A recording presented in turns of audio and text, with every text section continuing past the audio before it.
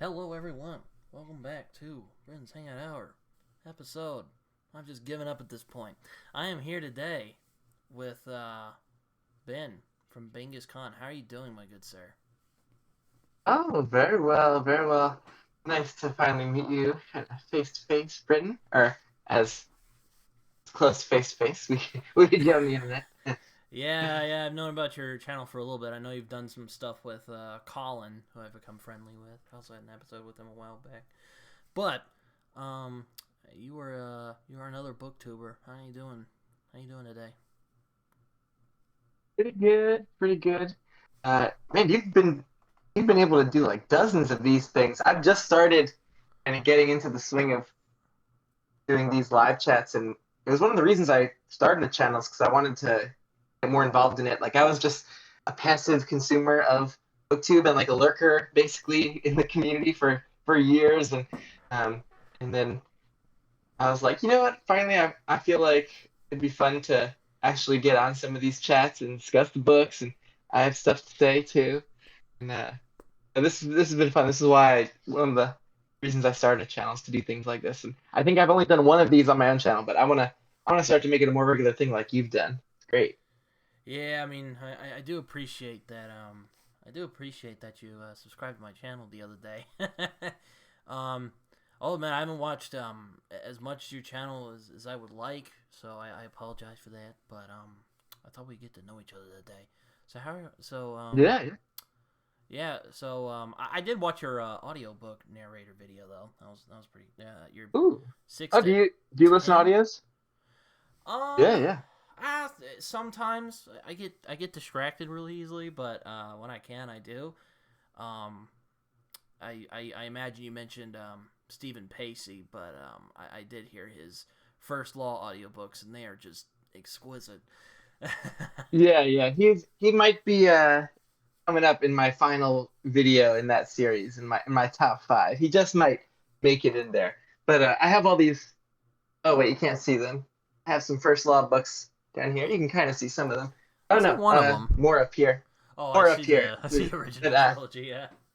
I just got these to display because I actually didn't crack open a first law book in my entire time of reading the series because I love the audio so much that I just listened to that through audio all the way through because Yeah, that's a good way to Pacey listen is, to it. is God tier. Yeah. Yeah, yeah. But I'm with you. I actually do get distracted listening to audiobooks if that's all I'm doing. But I find that I can basically minimize my reading distractions if I'm reading immersively with the audio. So I have the print book, have the audio going. I'm like fully engaged on like the auditory level and visually. Like there I can minimize my distractions. Or even better, like if I'm just going out on a walk or doing like some chores like yard work, weeding, mowing, uh, going on a nice long walk, have the audiobook in where I can almost fully attend to the audio. Then I'm doing something a little bit physical like that. I just it's perfect for me. I'm able to like completely sink into the story. So I love audios because they for me I love getting really awesome performers interpretations of books. When Hmm. I'm just reading alone, like my internal narrator is very bland. I read very quickly when I'm reading in print.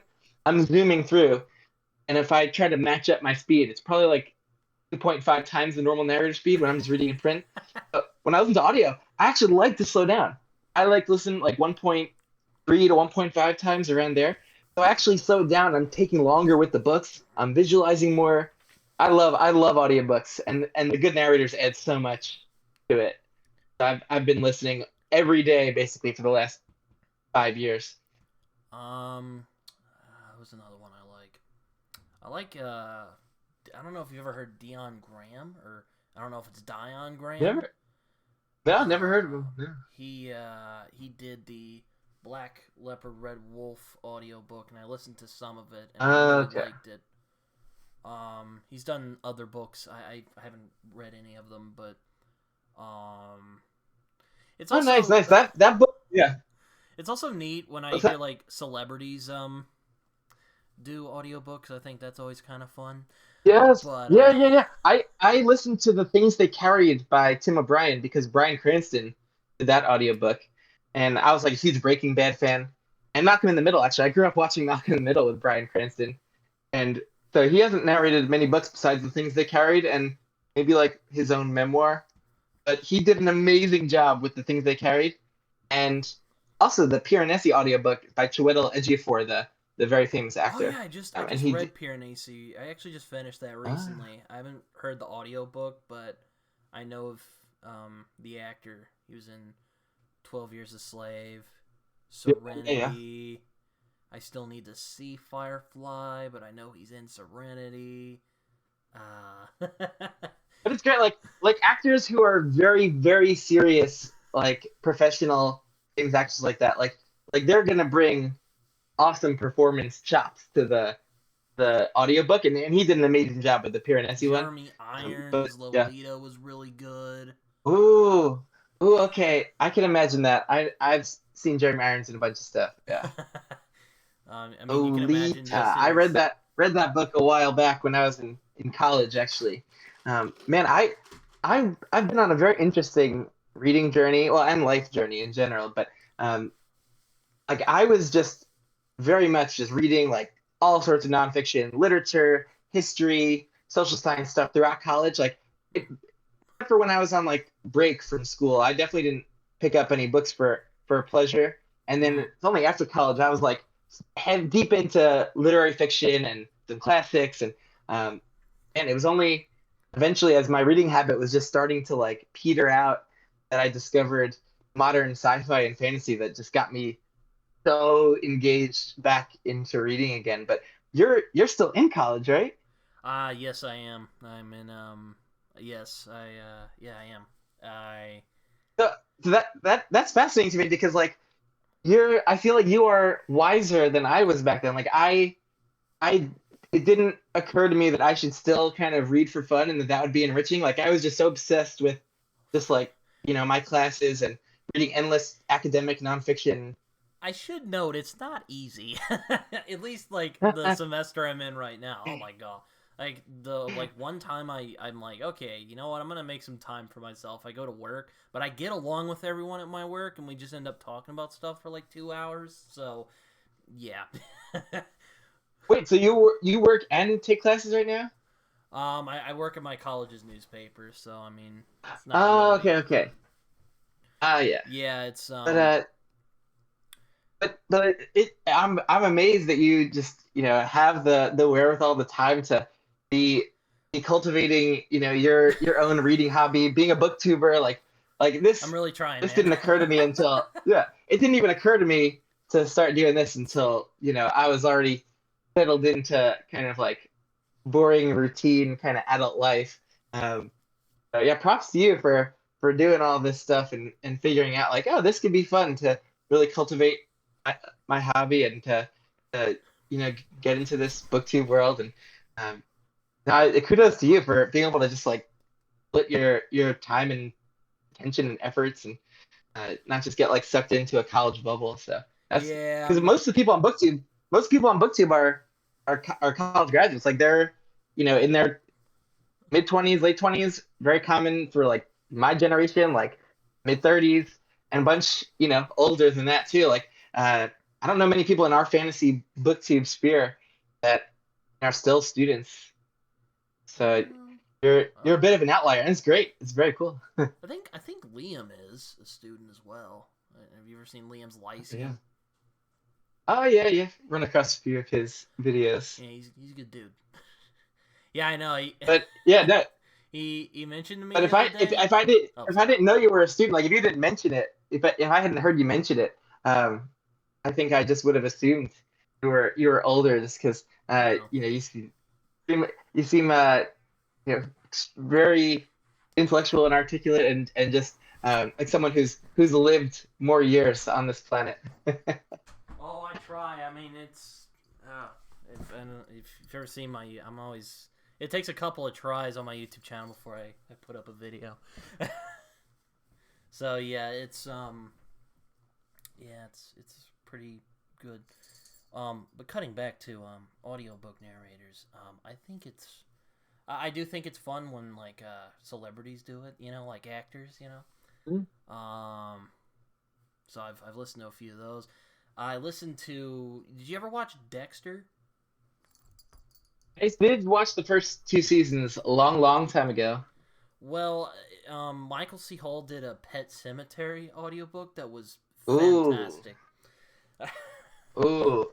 Yeah, I have that book on. I still have most of Stephen King yet to try, and I do think that's going to be one that I'm going to really like. So that's great because I will read from the print. I'll do a lot of books just like switching back and forth between the print and audio or immersively, like I've said. Love that. It's neat. Ooh, that's good. That's good. I've good audio to look forward to with that one. Yeah, I mean, aside from that, I don't know. Again, I'm kind of bad at keeping up with audiobooks. Um, No, if it's not something you're obsessed with like me, it makes sense. It's just, you're doing audio here and there, but I've become completely obsessed with it. Um, I listen just any spare moment I get, and helps me go to bed at night too. 'Cause I don't like to go to bed in silence. Like I'll just end up thinking about random stuff. Like, oh, why did I not do that? In high school, or like I'll have all these thoughts and I'll never get to sleep. So if I listen to an audiobook, my mind is just on the story, and I'll usually just drift off, unless I'm just like at a point in the story where I'm gripped, and then I'm staying up late and have to reset my sleep timer, which does happen a good amount. I also see you have Dan Jones's novel. I actually have that over here. I'm not ready yet. I have not I either, but I want to. I 'Cause- went I went a little crazy my first year on BookTube last year, and I was like, oh, I want to read a lot of new releases, and I must have bought like 20 new releases, and I read about five of them, and so I've tried to slow down on buying new Oh, releases. I Um, didn't read any of. Like, I got contacted by Matt the other day, and he's like, "Hey, do you want to talk about your favorite book that was released in 2023?" I was like, "Crap, I don't think I read anything that came out this year." Yeah, um, I was actually decent because a lot of my favorite authors released books, and a couple of the new releases that I did get to from last year, I wanted to continue because I don't want to leave too much time with continuing series, like the Richard Swan Justice of Kings series, which I actually didn't like book two. And I'm reading. This is book two of a book one that I did get to last year, Daughter of Red Winter, and I'm almost done with this one, Trader of Red Winter. oh, But I am finding I before last year with new releases, I was only reading like backlist stuff where it's completed series, and I was binging, and I know I love that. I love just immersing myself in one world, one series, one author, and keeping all those details fresh from book to book. And that is, I know, what gives me the best experience. And then I've started doing like one book a year with some series, and it's so tough for me to like sink back into this, and it just the plot picks up right from where it left off, and there's so many details, and I'm not in the same mood as I was. Like I really liked Justice of Kings, but then I just wasn't clicking with Tyranny of Faith when I picked it up. But I think if I would have done them back to back, I just would have enjoyed Tyranny of Faith. But this one I've liked, but not as much as I would have if I just could have read this one right after book one. But I huh, was that's just like, interesting. I've been I yeah, I've been in the middle of reading Robin Hobb series, and I'm like, I oh, tend to this is spread them feeling out. like it's occupying some of the space. What's that? Oh, you tend to spread Oh, series out? I was just saying. I tend to spread them out actually. I mean, I did I started the Gentleman Bastards books this year. On the book. Well, he's only got 3 books out so far, and I'm on the book Yeah, 3 now. yeah. And What do you think? and despite them being chunky boys, they're pretty readable. So love the Oh, first definitely. one. Really enjoyed the second one. Third one has some great moments, but there's some stuff that's like dragging it down a bit for me, which I'll complain about when I put up my review eventually. But I don't Okay, want yeah. I'm hoping he's gonna start releasing books again. I've only read the first two, and when it looks like the next stuff is on the horizon, because I think he's hitting on a lot of things that he's written that he's been kind of afraid to publish for various mental health reasons. to. But Yeah. like, it sounded like I saw a whole interview with him somewhat recently where he said he's been finding a good combination of like drugs, like legally prescribed drugs, Oh, and okay. and therapy, like a good combination of therapy and that he's in a better place and he thinks he's going to be able to start publishing stuff soon, um, like maybe novellas leading up to like the next big novel. So we'll see. But I I have a really weird relationship with that series because I did not really like book one. Wow, I just really? never. I loved it. I was like, I just never fully connected to the storytelling style and the plot of that one, and then that all changed in book two because I was just like loving book two. I got so attached to Locke and John as they went on their pirate kind of quest Pirate Cruise, in and just book two, everything goes wrong. and yeah, I really got into it, and so I'm now invested in that series. So I'm interested to continue, and definitely will. But but how long did you take between each book for that So one? I read Lies of Locke Lamora in March because I remember reading it around the time of my birthday. I read Red Seas in June, and then I also reading a bunch of other stuff. So I didn't because I like the variety Okay. when I'm reading books. Yeah, yeah, And I yeah. started this month, so it's been kind of slow this month for my I only completed Pier and AC. Not for like lack of motivation. I've just been busy with a bunch of stuff. So Yeah, yeah.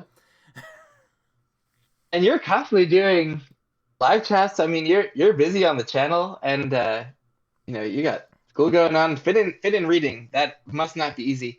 Um, but that's interesting. A lot of people do like to spread out the series and to just read a variety, and that is so different from how I operate. That I always find that fascinating. But like, did have you ever done like a big series binge where you just went back to back to back to back, and then in well, recent that's times? that's funny. I did finish the first law, the original first law trilogy. I kind of just I binged the last two books, and then I got to Best Served Cold because I was gonna take a break, and then they're like, "Hey, we're gonna make a Best Served Cold movie," and I was like, Ooh. "Dang it!" So I read that book, and now I'm like, "Okay, I'm gonna chill out for a little bit before I go back." Oh, so you have not read the Heroes yet? Ah. I have not. I've heard. Oh, yeah. My single favorite first law book. Although I love both trilogies dearly, but this stands alone quite well, and just does a lot of things that are really up my alley.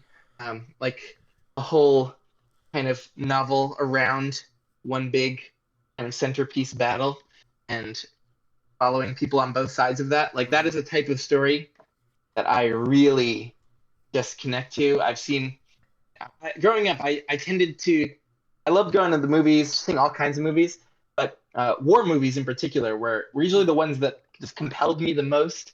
Um, and things like Rules of Engagement was amazing set, during the Vietnam War, and then later Black Hawk Down, We Were Soldiers, Letters from Iwo Jima, like just just war has always been a point of real fascination for me, and this book is Yeah, just I was about Joe to ask. Abercrombie So I'm guessing doing you're a war interested in book. war. Yeah, You yeah, mentioned the things they carried, yeah, so I was like, oh, so you like war? I see. yeah, yeah. It's always been fascinating the way that puts people in those intense life and death situations and forming intense bonds with found family, with fellow soldiers. The way you have to think about or interact with people on the other side is always interesting. So I did go through. I've read a good amount of uh, war fiction and memoirs over the years. Some Vietnam War fiction and yeah, and World War I, World War II. Just yeah, always been very compelling. And then um, I was actually I was a volunteer teacher. I was an English language teacher in Vietnam for 2 years, Mm. and so also that was interesting. Just kind of being an American decades later there after we were part of that brutal war. Um, so I was just interested. Read some uh, Vietnam War fiction written by some Vietnamese authors, which is really cool. Uh, Mm. Pretty different and interesting. But yeah, this as far as fantasy goes, like definitely one of the best war battle focused books I've ever read. Joy Abercrombie just nails so many things.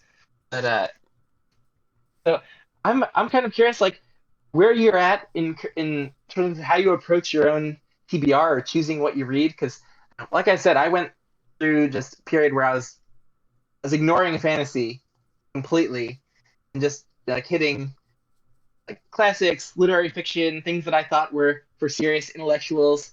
Um, and uh, but I think, like I've already mentioned, you're wiser than I was when I was in college, and I've be a little bit more enlightened in a Well, lot you're of very ways. kind. Like, how do you approach figuring out just like, oh, what do you read these days? Like, what you're interested in reading?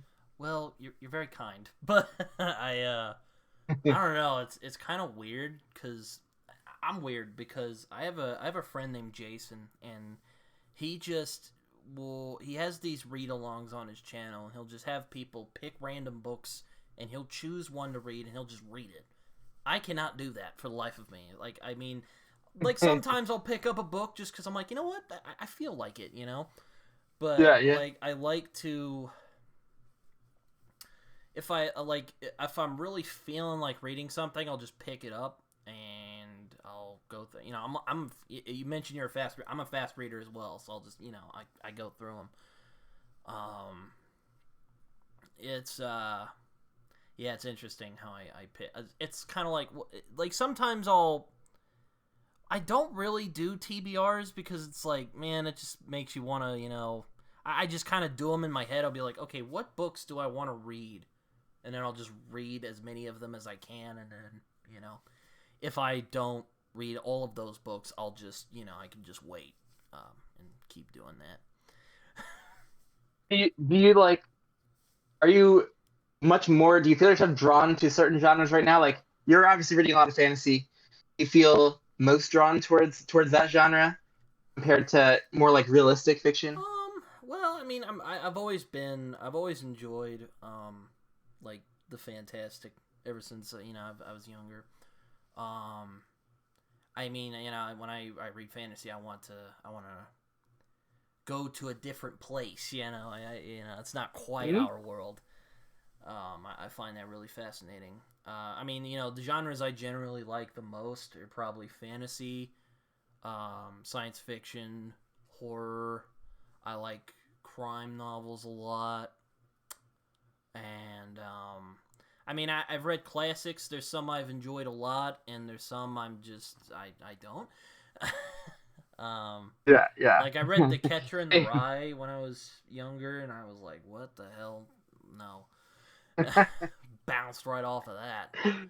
Um, Yeah, yeah, no, that's a very interesting book for a lot of reasons. But when you learn more about J.D. Salinger's life story and what he was like as a person, um, that becomes even more fascinating of a psychological study. The Catcher in the Rye. Um, but yeah, that's I had a little bit of a Salinger phase. Um, I read Franny and Zoe, which I really liked, and tried to read through one of his short story collections and just didn't get very far. But um, yeah, I had a love-hate relationship with that book when we did it in like ninth or 10th grade in high school.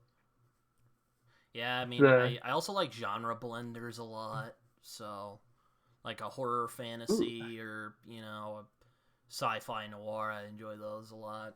So I mean, I kind of yeah, it's great that you willing to embrace fantasy. I think there's a certain amount of pretentiousness that goes into the literary world, dismissing like a lot of genre oh yeah, fiction yeah, yeah, as being sure, yeah. inferior, I've talked and about this a and few and I times. think yeah, and I think I just kind of didn't even intentionally kind of snub fantasy, but after I finished Harry Potter, like I was a senior in high school, and that was when the last book released. I'm like, okay, that's the closing chapter on like Harry Potter, on my childhood, on my reading fantasy. It's like that's for kids. It's kid stuff. Um, no one told me yet. No one made fun of me for reading fantasy. Like I just didn't even occur to me to continue and like search out more adult fantasy. I don't know why. I was a big stupid head. But I I would have. That was like those years where I was waiting for like book 6 and book 7 of Harry Potter to come out. I should have been seeing what was out there. I should have been exploring like Tad Williams or Wheel of Time or starting Song of Ice and Fire. Like I was so stupid to just like pigeonhole it as stuff for kids, and I think I thought I don't know where I got this messaging from or where I got these ideas from, but that dealing with more realistic literary fiction was important to kind of understand myself or the way the world works or other people. And I think it does help with that. But fantasy can do that while also transporting you to other places, like you said, transcending our very kind of depressing, cynical reality in certain ways, which I find now to be very enlivening and enriching. And so I enjoy things that transcend my earthly existence now. And that's why I am just finding myself with very, very little inclination to go outside of sci-fi and fantasy right now. Yeah, I mean, I get that, I mean, why I try to, like, mix it up on my channel and my reading is so I just don't get bored, because I don't want to get bored with fantasy, I'm like, I don't know. Yeah. I mean, but yeah, I agree with you. I think there's fantasy novels I've read that are just as great as, like a Charles Dickens novel, or, whatever literary writers you read, for anyone who watched this.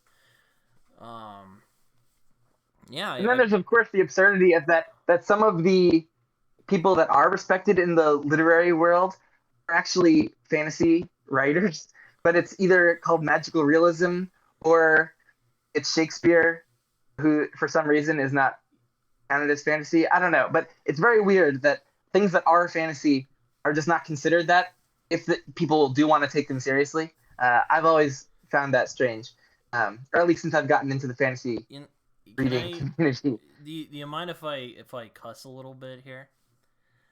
Oh, go for it. Oh, please do. Oh, I was about to say, I don't really like the term magical realism. You want to know why? It's a fucking nothing word. It's like magical realism. And it's like, have you ever seen that Jackie Chan meme where he's just kind of like shrugging, like, what is this? Like, that's me when I think of it's fantasy. Like, No, I mean, I don't have too much pretentious fantasy. Yeah.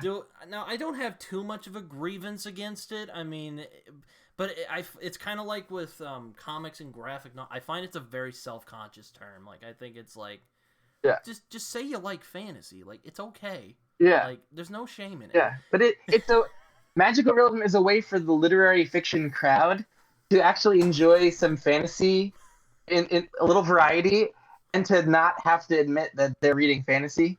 Like, I've read 100 Years of Solitude. This is like the seminal magical realism novel. I haven't actually read that yet. There's magic and supernatural stuff going on in there. Like, it's a fantasy book, but because I guess it's like taking place in our real world, but it's not like urban fantasy, or because like it's like the things in there are not. I guess the deal with magical realism is that the magic is not supposed to be like acknowledged as magic. It's almost supposed to be more like kind of dreamlike, or it's not totally clear if it's happening or not. I don't know. Whatever pretentious distinctions people make to not call it fantasy, but like I've read some of those and I've actually found them to be a lot more boring than just the outright fantasy novels that want to embrace it. Well, I mean, I try not to dismiss things. I haven't read not Fortress of Solitude, 100 Years of Solitude, because I'm like, it's one of those someday books, kind of like kind of like what's one?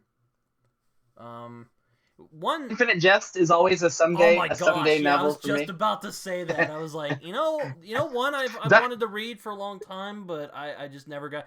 Infinite Jest. That book is like, it's a phone book. I'm like, oh, dude. it's a chunker, and I really respect Foster Wallace's mind, like David Foster Wallace. Like, so I've read a bunch of his essays, and I just was captivated by the way his mind worked in a lot of his essays. Yeah, I want to read his essays first. I'm thinking like I've heard people say like do his essays first and get like a gist, and then maybe Yeah, jump into yeah, like Infinite Jest or something. I don't know. yeah. But I enjoy the fact that when you're reading a book written by an author, you're it's getting insight into that person's mind, and they're communicating right to you personally, kind of, without too much of an interface. Like maybe there's some editors and things in the way, but um, it's pretty direct communication, and like without even living around David Foster Wallace and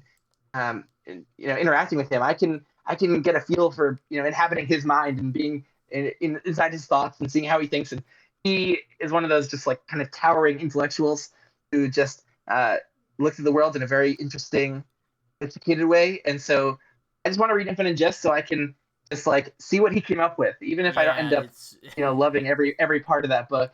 I've seen a couple of his interviews, and I've liked what I saw. So I mean, I'll again one day, or something Yeah. like, I don't know if you've ever heard of Gravity's Rainbow, but I'm like, I don't know, man.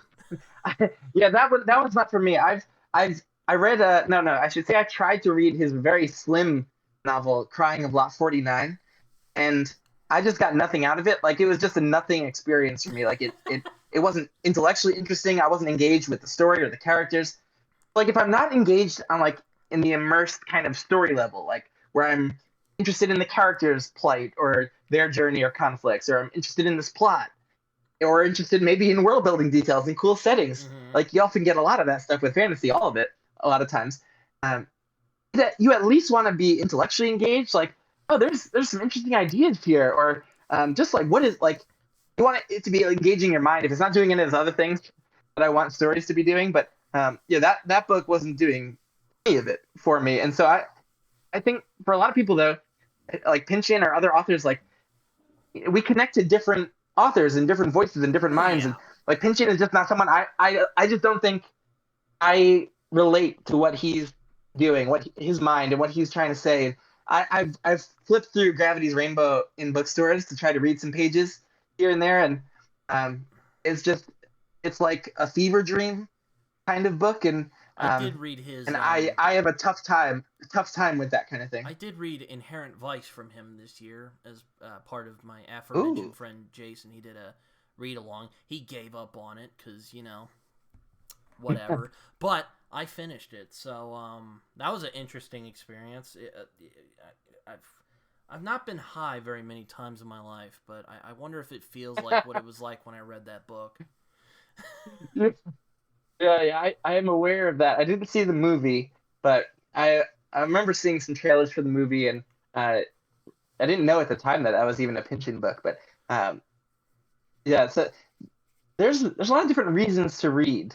So like you can have all different types of interesting experiences with books, and like with Gravity's Rainbow, like that would Oh be God. a cool trip. Maybe if I did do some recreational uh, drugs or things that uh, make that more of a weird fun trip. But like I to me just right now want to be immersed in stories, kind of dissociate from my thoughts, my own self, my life here. I want to just basically be inside the narrator's mind, the characters' minds, seeing what they're seeing. I visualize very easily.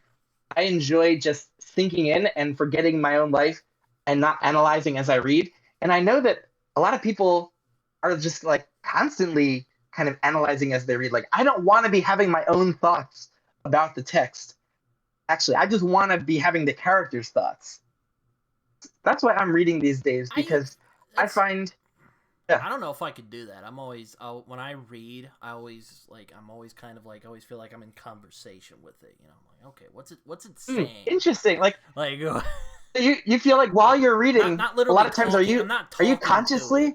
I mean, I'm not Yeah, talking to it, but I'm like thinking about it. I'm like, okay, what's it saying? What is but I? you are like, is it a continuous thing? Like you're aware of yourself thinking about the book, or is it like every so often when something interesting happens, or like every couple minutes you're trying to like think about it, or is it more continuous than that? It's kind of funny. I find the books that are most exceptional to me that I've read are the ones that just are so like impactful on such a like I don't know if of like emotional level, or that it kind of turns that Mhm. part of my brain off. Like I think like Yeah. a book that truly like has you in its thrall. Like that's not something Yes. that happens to me Yes. very often. Even books I think are Yes. Yes. excellent. I thought the last Argument of Kings was, well, that was actually one of those books, because like by the like the last 100 pages I was just like, oh no, Yeah. oh no, Yeah. no, it was just, it wasn't fun.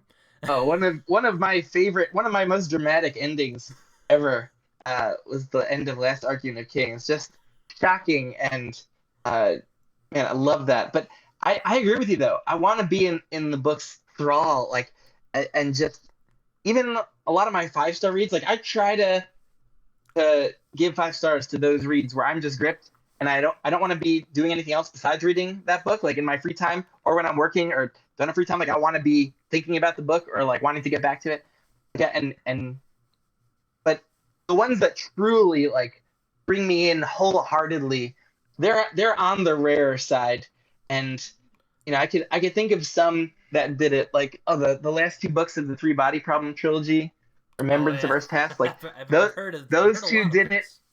this. Yeah, those two did it, and things like the Red Rising trilogy. Actually, I haven't continued on beyond those first three books, but I was so enthralled by those books and read them, all three of them, in the course of like 1 week. I just could Oh not put my them down, god. and Wow. was like so emotionally invested in them. The same thing actually with the original Mistborn trilogy, and actually I got into adult fantasy by reading Mistborn and then binging like the first three Stormlight Archive books that were out, and and then reading other things like 9-book Temeraire series over the course of like 2 weeks. Because I was taking a break from work at that point and visiting my wife back at where she was living in Vietnam and working, and I was on this like big vacation.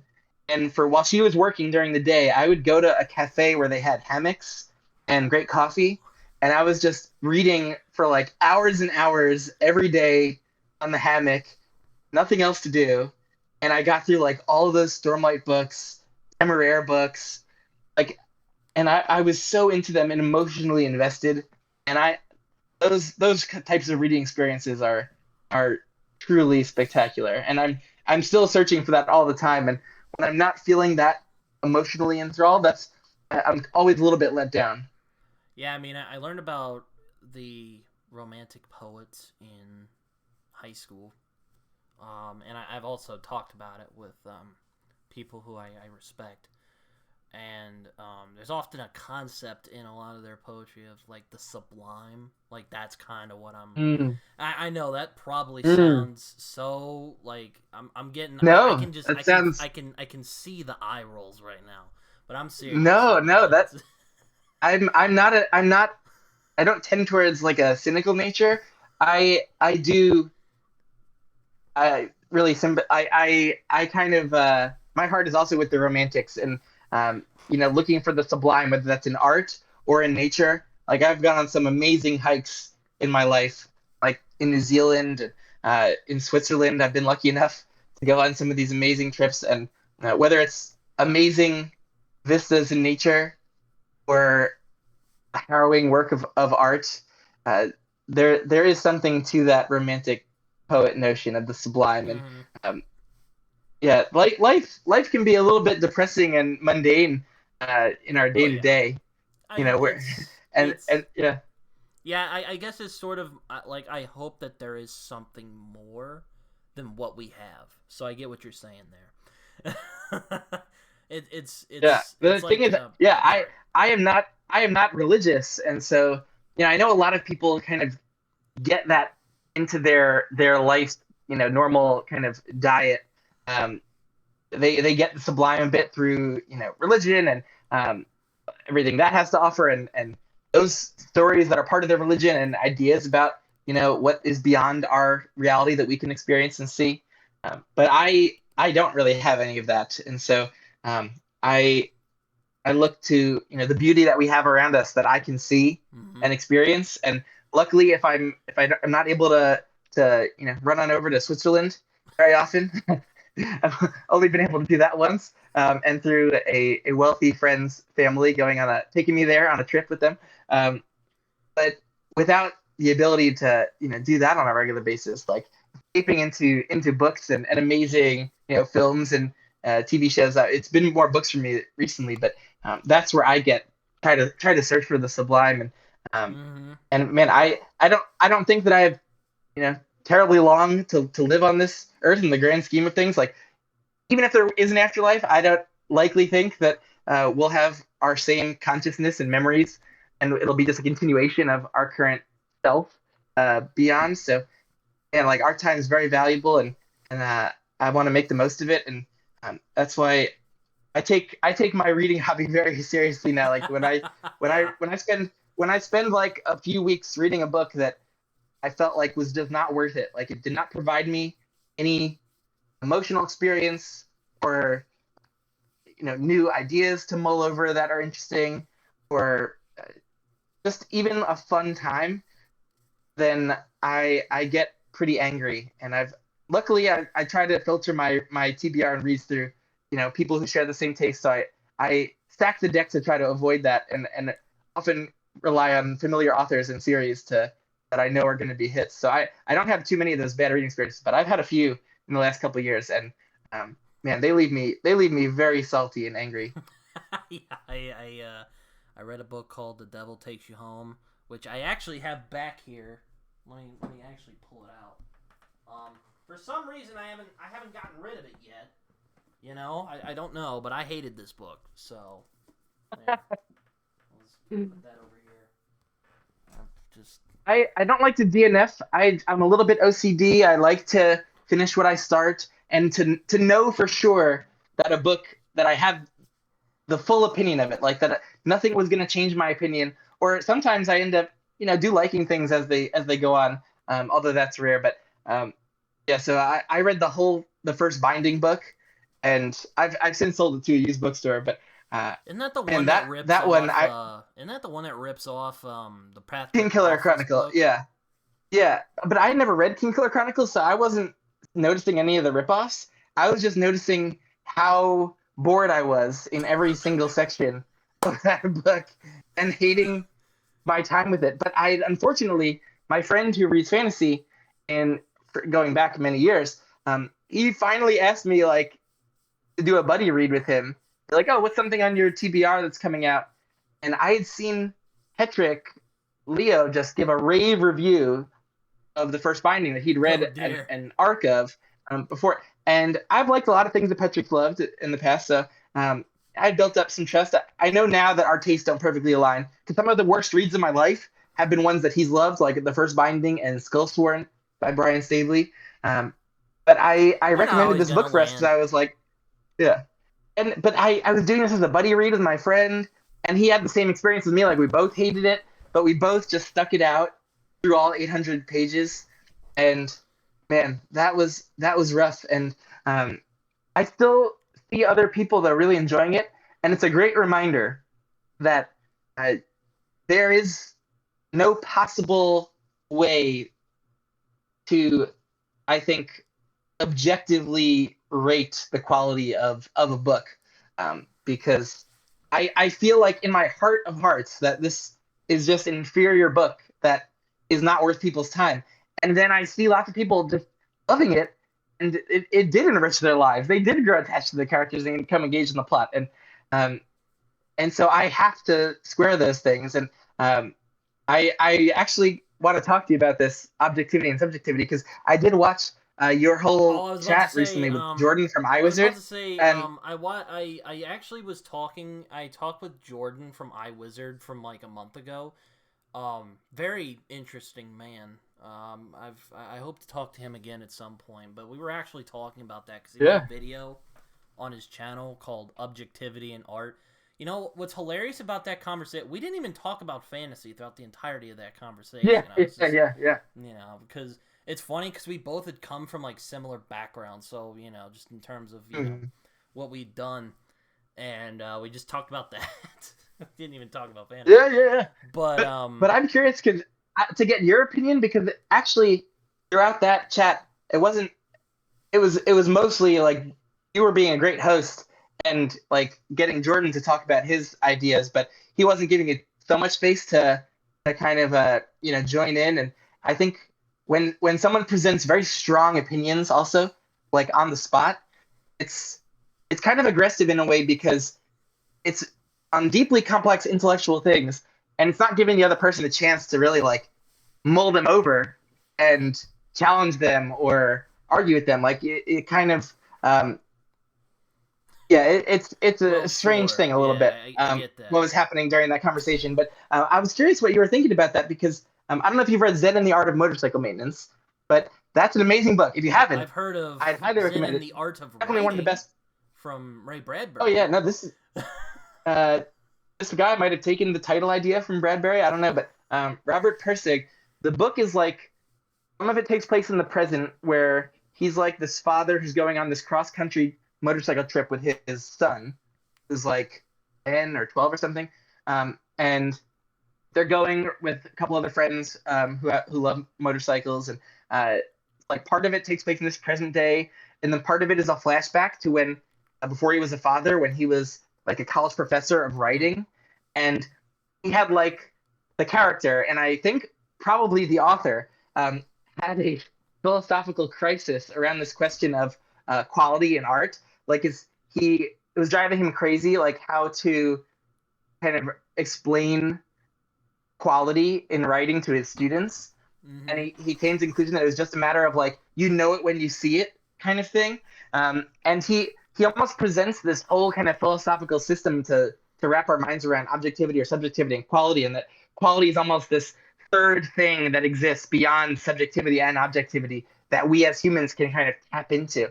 And then I did not read this, but he then, after Zen and the Art of Motorcycle Maintenance, which reads more like a fiction novel Mm-hmm. with some interesting kind of philosophical musings, he then wrote a sequel, which is mainly just a philosophy book about this issue of artistic quality. And I do want to read that at some point. I've never gotten up the courage to read it. But this question of quality in art has always utterly fascinated me. And I I think it's one that in the end might just be interesting to think about and to question and to argue about, but that arguments don't end up having any real meaning in the end because when Jordan in that talk with you was like, but we'll never know whose taste is actually correct and on the mark and close to that objective reality because I might be wrong and other people might be right and we'll never know essentially because we can't tap into that like objective universe of Well, quality. We have no sure. way of doing it. Uh, I mean, and so if we can't do that, what's the point of even surmising that there's objective quality? Then in the end, we're just going to all have our subjective opinions, and we're not going to be able to determine what who's right on what. well, sure. Yeah, I mean, it's. Oh man, it's a complicated topic. I mean, when I talked about it with Jordan, like generally, like it's kind of funny. I actually hadn't seen his objectivity in art video that he made on his channel Hmm. until after we had that conversation because like I saw like I had seen a bit of it and then I stopped watching it because my attention span is awful now, but I finally like I was going to bed one night and I just listened to it and I'm like, well, okay, it was funny because like a lot of the arguments he said in that video echoed a lot of what we talked about, so I guess it's just Ah, um yeah. Yeah. now, what's weird, I mean, really the complication comes to how it affects, like, basically his argument was, and I'm sure you know because you watched our I don't know if you got that far because it was pretty long. Oh, the whole thing. Yeah, watch the whole thing. um, but basically his argument is we can define um, objectivity in a art in like you can say without reasonable doubt that this thing can be good, like take um like Cormac Hamlet. McCarthy's The Yeah. Road or something. I was gonna say Yeah. Blood Meridian, Yeah. but I'll take The Road. You can read that book and Yeah. I mean aside from the like no punctuation or whatever, you can tell there was artistry behind it. There is something in that where that was done well. You can tell objectively there's something that's done well. But the snag of that is like where I kind of my contention with that or not really. Because on the general level, I agree with him. I do think there is. It's not just something that's up in the air, you know. I mean, I don't want to go like a kid's like an 8-year-old kid's first attempt at writing a story compared to The Road. That's where if we come up with an extreme example like that, then it almost seems extremely obvious and intuitive that there's some Sure, kind yeah. of objective quality. But if we try to break it down to rationally like justify it or explain it, and then it doesn't really hold up because what he Sure, was yeah. talking about was that like he comes up with rubrics like to grade his students' writing. So like we could come up with rubrics, but then to me that like okay, does it have important resonant themes? Like does it use language in complex and like grammatically correct or interesting ways? Like does it have characters that are multi-dimensional or interesting? But no matter what rubric you design, it was many subjective choices that went into like what criteria you think are important, and other people might disagree with you. And then even if everyone agrees on the rubric criteria, it then comes down to subjective decisions to how each work is judged along Yeah. each Mm-hmm. criteria. Yeah, I get that. I mean, my thought process is I find a lot of people tend to misuse what objectivity is, and like I tried to bring I brought this up a little bit with Jordan, but we didn't really have time to really go into it because like he had to go after a while. But I guess when it comes to me, when it comes to something that lasts, and it's a point I made in that video, and it's for me it doesn't matter if it's like a High Wig novel or a Stephen King novel. If there is Mm-hmm. something in that text that can touch any sort of person, rather it be from from America to South Africa, England, or Nigeria or something like that. If there's a book that any one of those people, and I'm sure you could, I'm sure people could nitpick this, that touches all of those people, they say, you know what, I can empathize with that. I think that's like a truly timeless book for me. But And again, to an extent, that's an objective. That's interesting because that's almost like an objective measure of people's subjective experiences. Like, did this work connect with someone?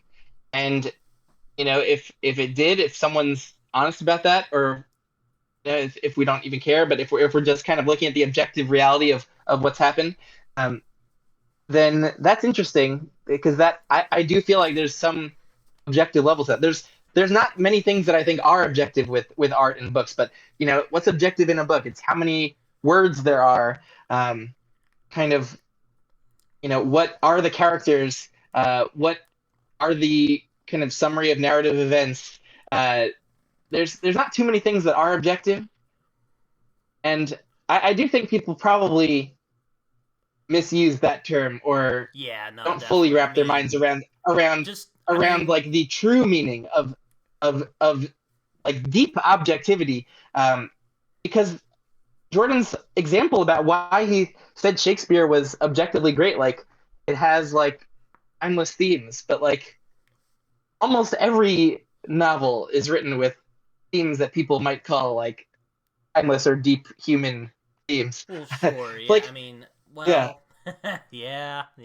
That's a good. That's a. I was gonna mention.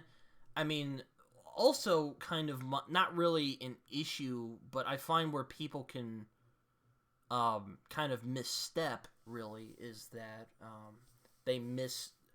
I mean, you brought this up earlier. I mean, think about Charles Dickens or William Shakespeare. They weren't appreciated in mm-hmm. that time. Like, they were Yeah, thought of as like trash, or not trash, but just kind of how some people think of Stephen King nowadays. Just kind of this popular yeah. author. Melville. He has a I long, I don't he think. has a good Yeah, I following, don't. but he probably won't last. Now some of those stories are some of the greatest stories of all time, and that's kind of where my sort of gripe Mm, with objectivity is because people can be wrong. Yeah, yeah, And his point was yep. the fact that we're talking about if people can or cannot be wrong is sort of, that kind of leads to my point. And I'm like, yeah, I get that. Mm. And I generally agree with him on that. I think that there is a quality there. But the snag, of course, is taste, people's emotional experience.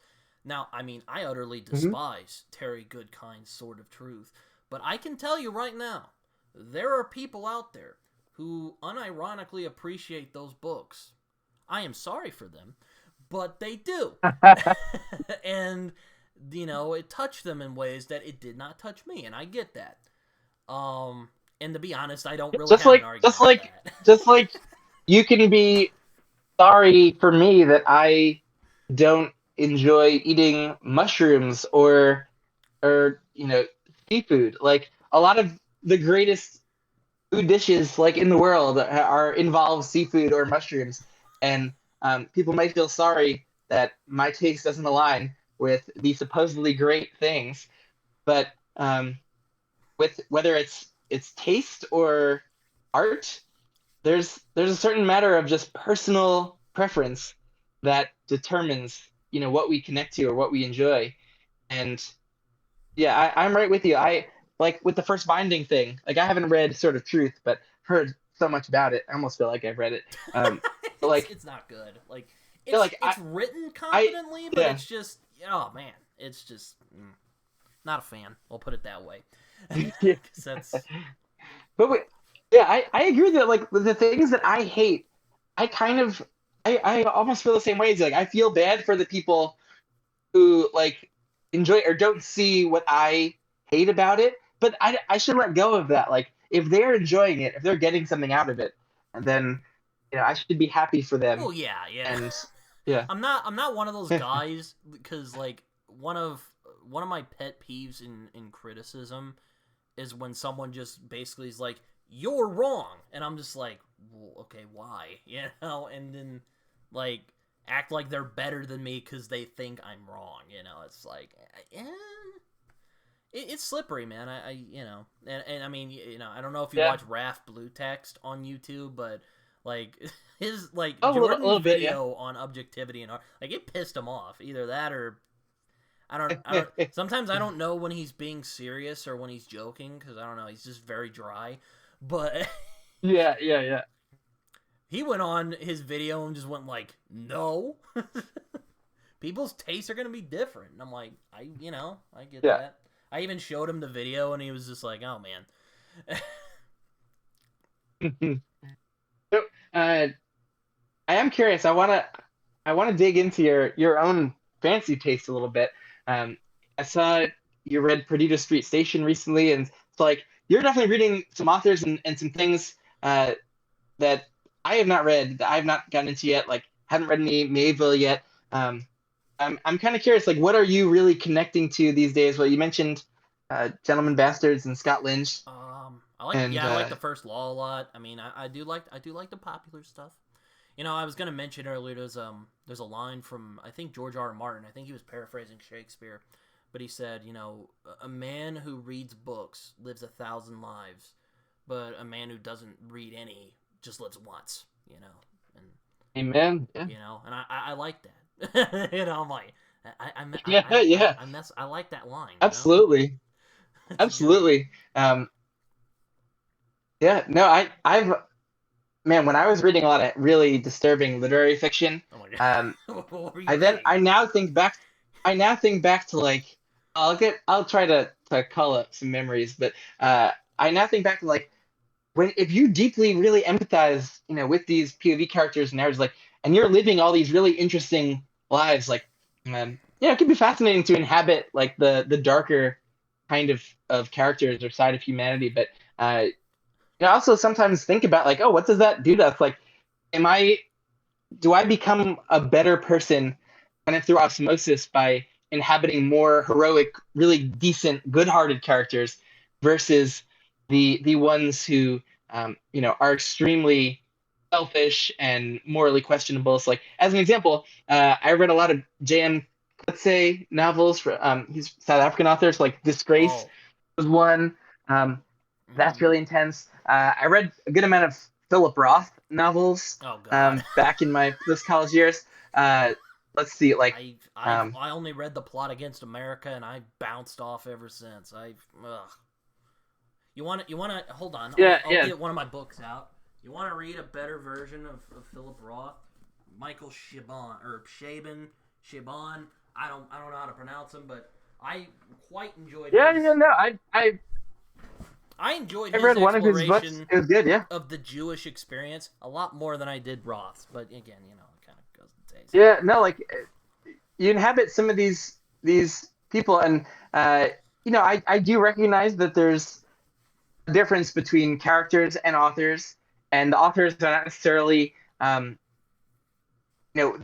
they're not the authors themselves kind of defending the actions or views of their characters. They're coming up with fictional scenarios.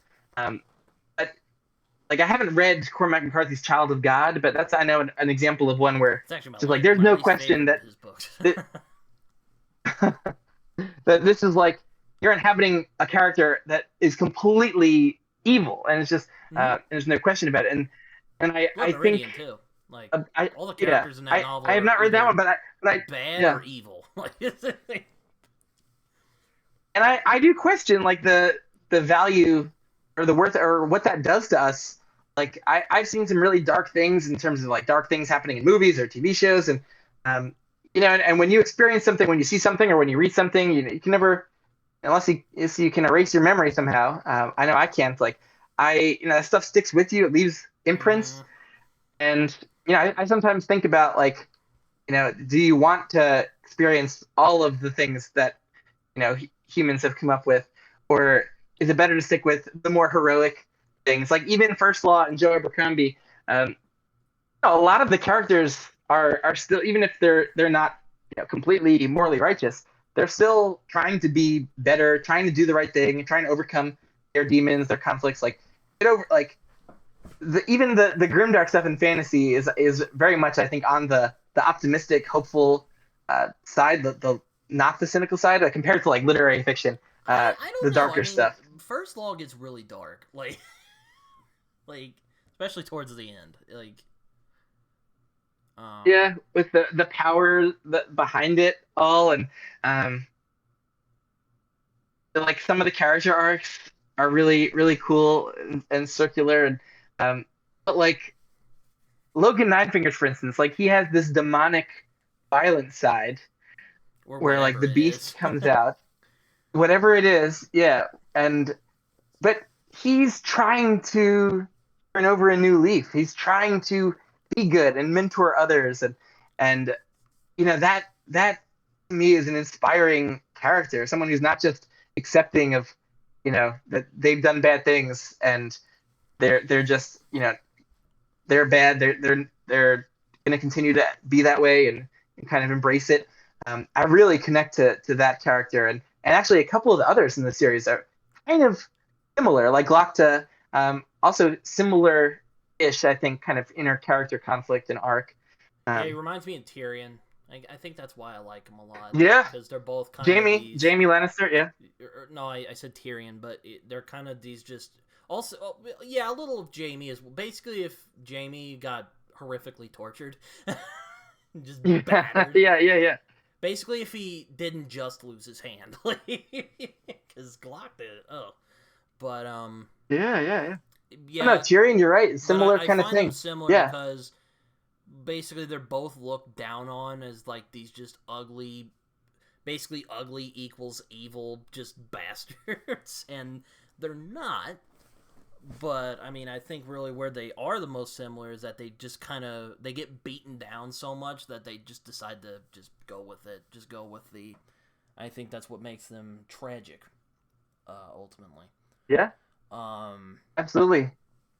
But interestingly, like reading A Song of Ice and Fire or First Law, to me, they still read much more hopeful and with a lot more heart and goodness kind of in them than a lot of the more depressing literary fiction I've read, like Lolita, like you've mentioned, um, well, I mean, like I some like like darker stuff, yeah, so That's just one of Yeah, no, like darker stuff appeals to me. yeah. Like, but I also hate the people who are like, true art is depressing.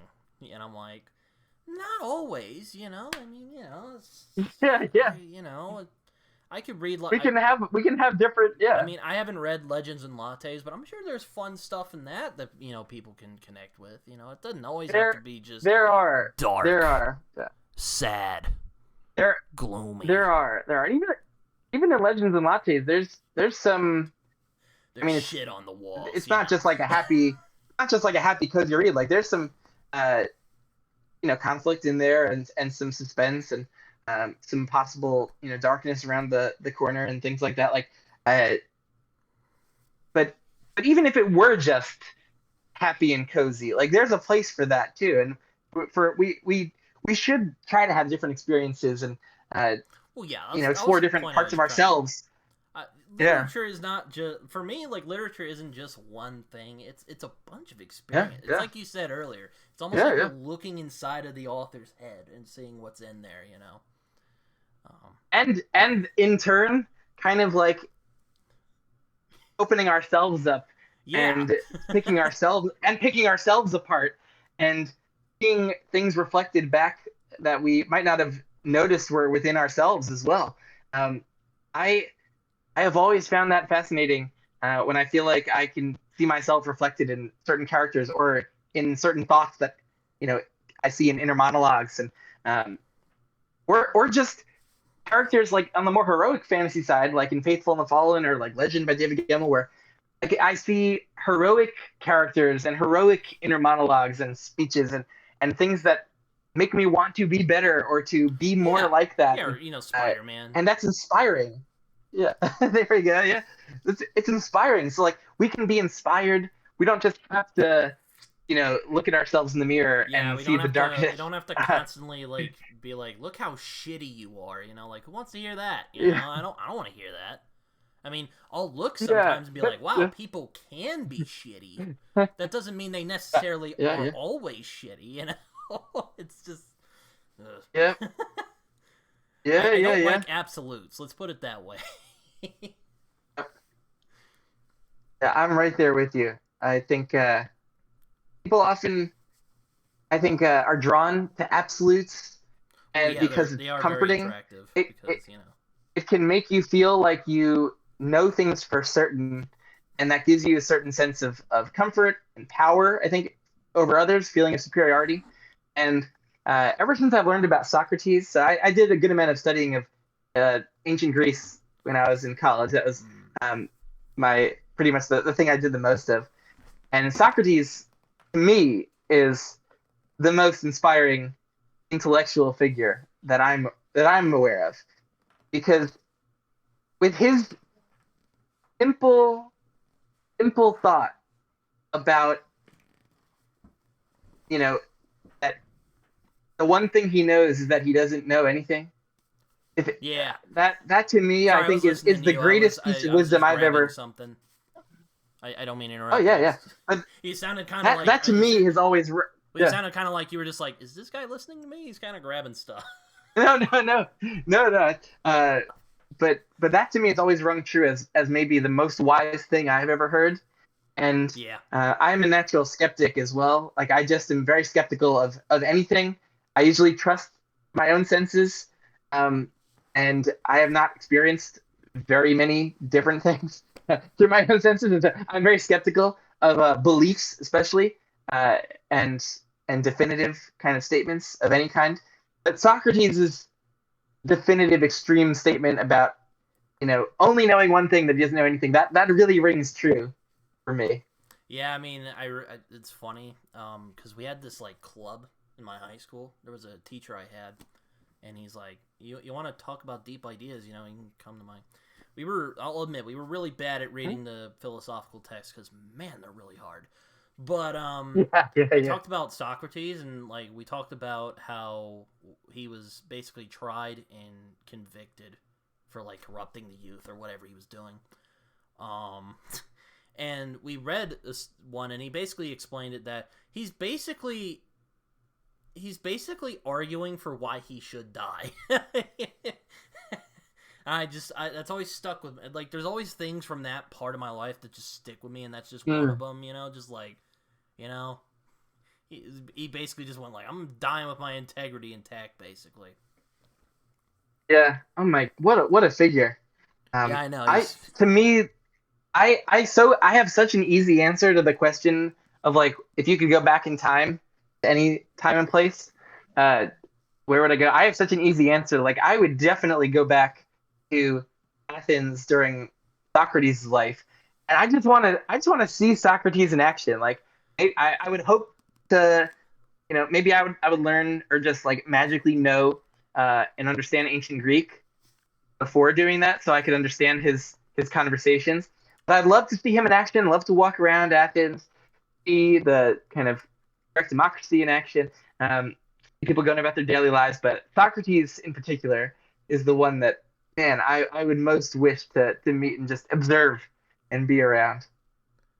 I love this image of him just standing around the agora and the marketplace and just like arguing with people and doing it in a way where he's just questioning them, and they're all getting so pissed off because he's presenting them with their hypocrisies, and people don't like that. They don't like dealing with contradictory beliefs and being presented with their own hypocrisy, and that's a shot to people's egos. Maybe double standards would be a better way to describe it, because like, oh my gosh, I've seen that so much in society. I'm like, wait a minute, you're railing about this thing and like you're okay with that thing, like what's the difference there? Yeah. No, people have an amazing ability to have double standards, and that's something we're not, I think, psychologically built to avoid that in most cases. But so I like you. I'm attracted to lots of different ideas, and stay away from definitive beliefs and statements. And that's what I love about fiction, is that often the really great books and authors, like they leave you asking a lot of questions, and not pandering to you and being heavy-handed in delivering a certain message, but experiencing. One thing I do hate is just heavy-handed. Like, here's the message. There you go.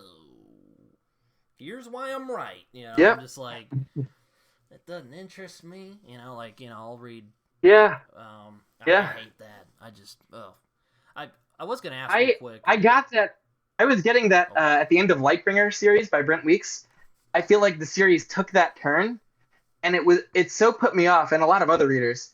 But I do find it interesting, like, Brandon Sanderson is one of my favorite authors in fantasy, and like, I know because I've seen him discuss it on his streams and stuff, that he's like a devout Christian in the Mormon. What do they call the Mormon Church? Latter-day Saints. Church of Jesus Christ of Latter-day Saints. And like, I know a little bit about their beliefs, and I don't feel like he believes those things very strongly, but then he writes stories that I don't think I'm being heavy-handedly directed to believe similar things. Like, I'm presented with just means he's very relatable. Yeah, probably just means he's he's good at what he does. I haven't read Brandon Sanderson because there's just a lot, and he's really popular, and I'm one of those like hipster guys who goes like, ew, popular things. It's I was gonna ask, since you mentioned you like military stuff, have you read the Sharpe books yet? Because I'm planning on starting it next year, so I just was curious if you'd read it. Oh wait, hold on. Because I got Sharpe's Tiger at my local bookshop, and I was like, man, I've been wanting to try that for a while, because I saw Alan from Alexandria cover it, and he gets you really excited about books, He does for me when I watch his videos. Oh man, hold on. I was gonna try. Oh, wait, can I do it? I didn't drop him. Oh my gosh! Within the last year, Within 1 year, I've read all of the Sharpe books. Oh my This god. entire stack. Okay, I Wow. shouldn't say that. The very last one I have not read yet. Well, I saw you mention on your channel that I saw Cornwell on there. I just didn't know if you read if you've read any of the Sharpe books, because I'm like, well, you mentioned you like war. That's about war, so that might be interesting. Yeah. No, his battle writing. I'm drawn, I think, especially to this era of warfare. Like the Temeraire books are the fantasy version of the Napoleonic Wars with a lot of dragons involved. I love that. But Cornwell is also an amateur historian. He does his research, and he's been to some of the places in India that he wrote about, and a lot of the battlefields in Europe, Mm-hmm. and scoping it out and reading firsthand accounts and second secondhand accounts as well. But I find these books to be some of my favorites. Like I just immediately connected with this style where he tries to do an engaging, fun, adventure, intrigue kind of plot in every book, Mm-hmm. mixing into a real life battle sequence in most of the books. But that mixture just works so well for me. And the actual battles in a lot of them are extraordinarily gripping and immersive. He's amazing at sensory imagery in battles. So like, oh my god, that's Sharpe's Devil. I thought that was Sharpe's Tiger. Sharpe's Devil is the one book that I have not read yet. That's the last one in the series chronologically. Oh It takes wow. place in 1820. Um, so most of the books, the India books, take place starting in like 1799, and then a lot of the other books are in the Peninsular Campaign, like where the British are fighting in Portugal and Spain, then in France towards the end. But like I read Sharpe's Waterloo. That was one of my favorites because that book is almost just all the lead up and then the full Battle of Waterloo. And then Cornwell wrote a nonfiction book about the battle that I read right after.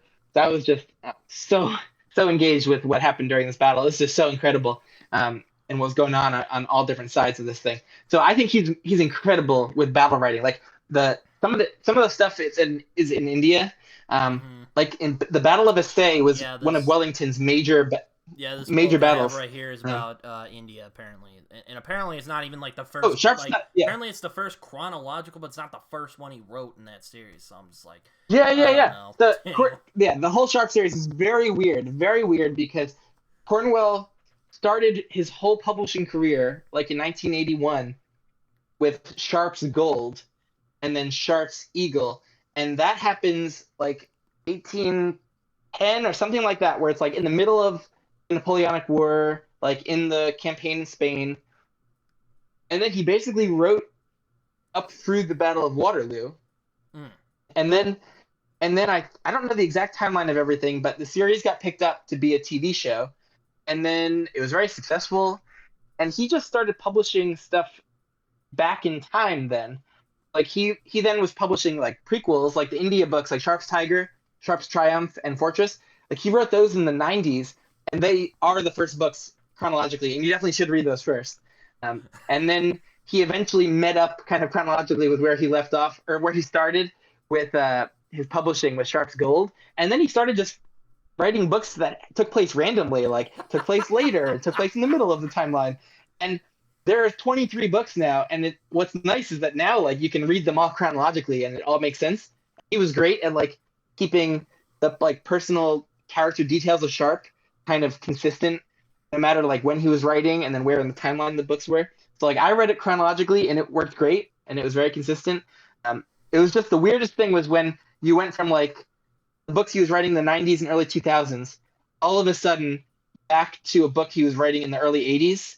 And like I did feel like a noticeable drop in quality, um, according to my own very subjective personal I mean, standards for quality, or what I had come to expect with my Sharpe Cornwell rubric. But so a couple of the earlier books, especially as like you transition from when he was like more of an established writer, were a little bit awkward.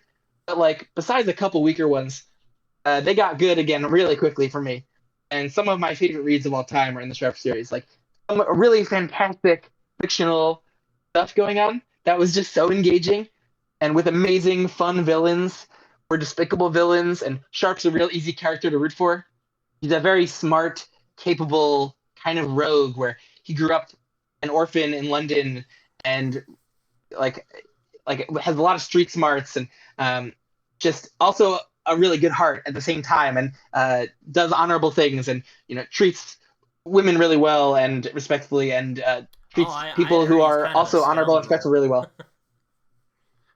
Yeah, like that's I think uh, like it makes sense that people would say that. Like, he's a rogue, he's a scoundrel, but that would be more of like a superficial, like, Oh, oh, okay. like he's from like the London gutter, and he is a bit coarse with the language he uses, and like he does drink. He's not religious. Like there are aspects to him that are scoundrel esque. But what's great about Sharpe, why I truly connected with him, is that he still has a very strong kind of inner moral code, and other men who are honorable and his fellow soldiers, like who aren't complete a-holes, like they respect him and they get along great with him. Like he inspires his men or the other soldiers around him, um, and he is very smart and capable. And so like a lot of the villains in the series are always trying to get the better of him in one way or another, and he's very good at like sniffing them out and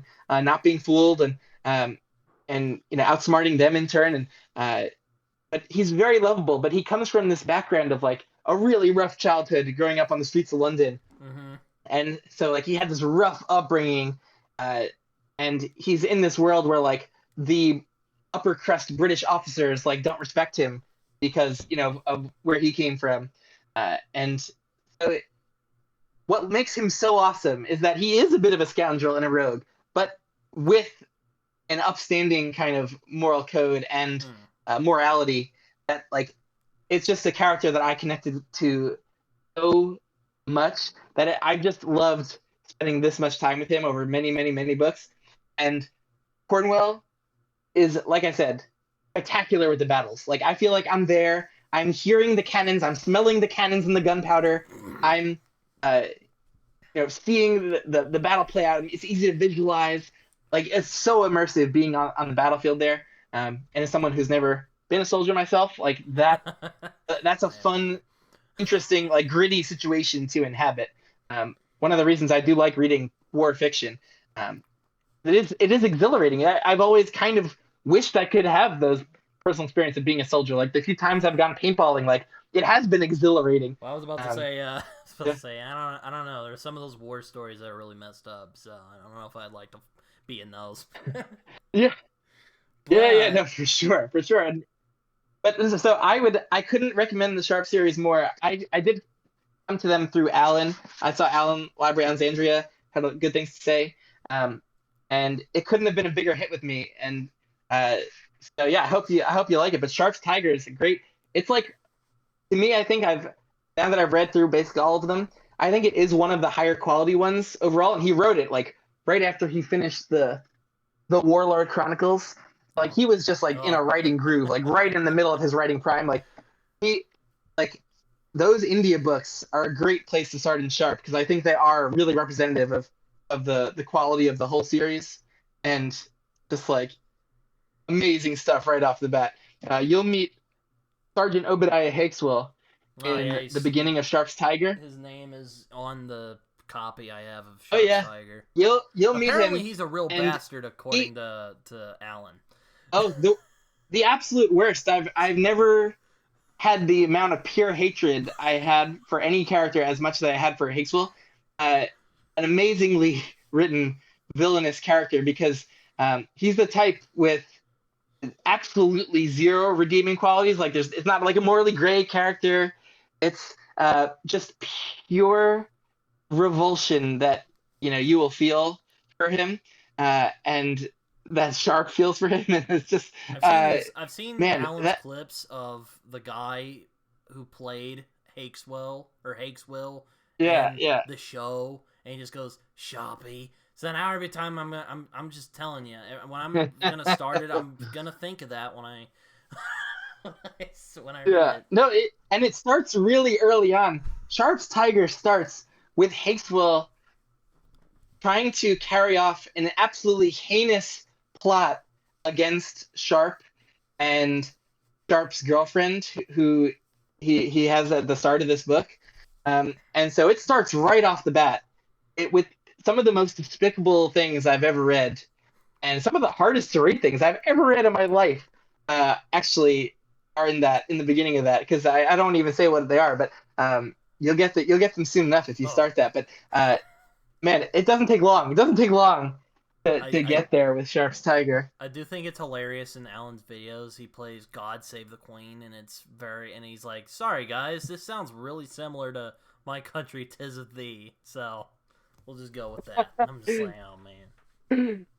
Oh yeah. Oh no, I'm so excited that you're about to maybe try that out. I think they're superb because they do a couple things. Like, they just provide me engaging entertainment, but they also, give me some emotional experience, and they also like give me some grittiness of war, and there are historical fiction, and so they do give you a sense of very particular time and place and conflict, and the type of cultural interactions that might have been happening in these places. Like, India is a really interesting place this time. Like, Britain's almost conquered and colonized the whole country at this point, and they have a lot of Indian allies and Indian soldiers, the sepoys, fighting for them. Mm-hmm. There are just some pockets of independent kind of Indian kingdoms that they're trying to conquer at this point, and Cornwall also brings in some random kind of other European rogue or British rogue characters who are kind of on the side of Britain's enemies and working with the Indian kingdoms, and man, some just really interesting mix of cultures going on. And India at this point, in like where this is taking place in South India, it feels almost like the Wild West. Like, it has that kind of almost feel right now in these books, and it's like just kind of like lawlessness, or the law of whoever has the most soldiers and the most guns.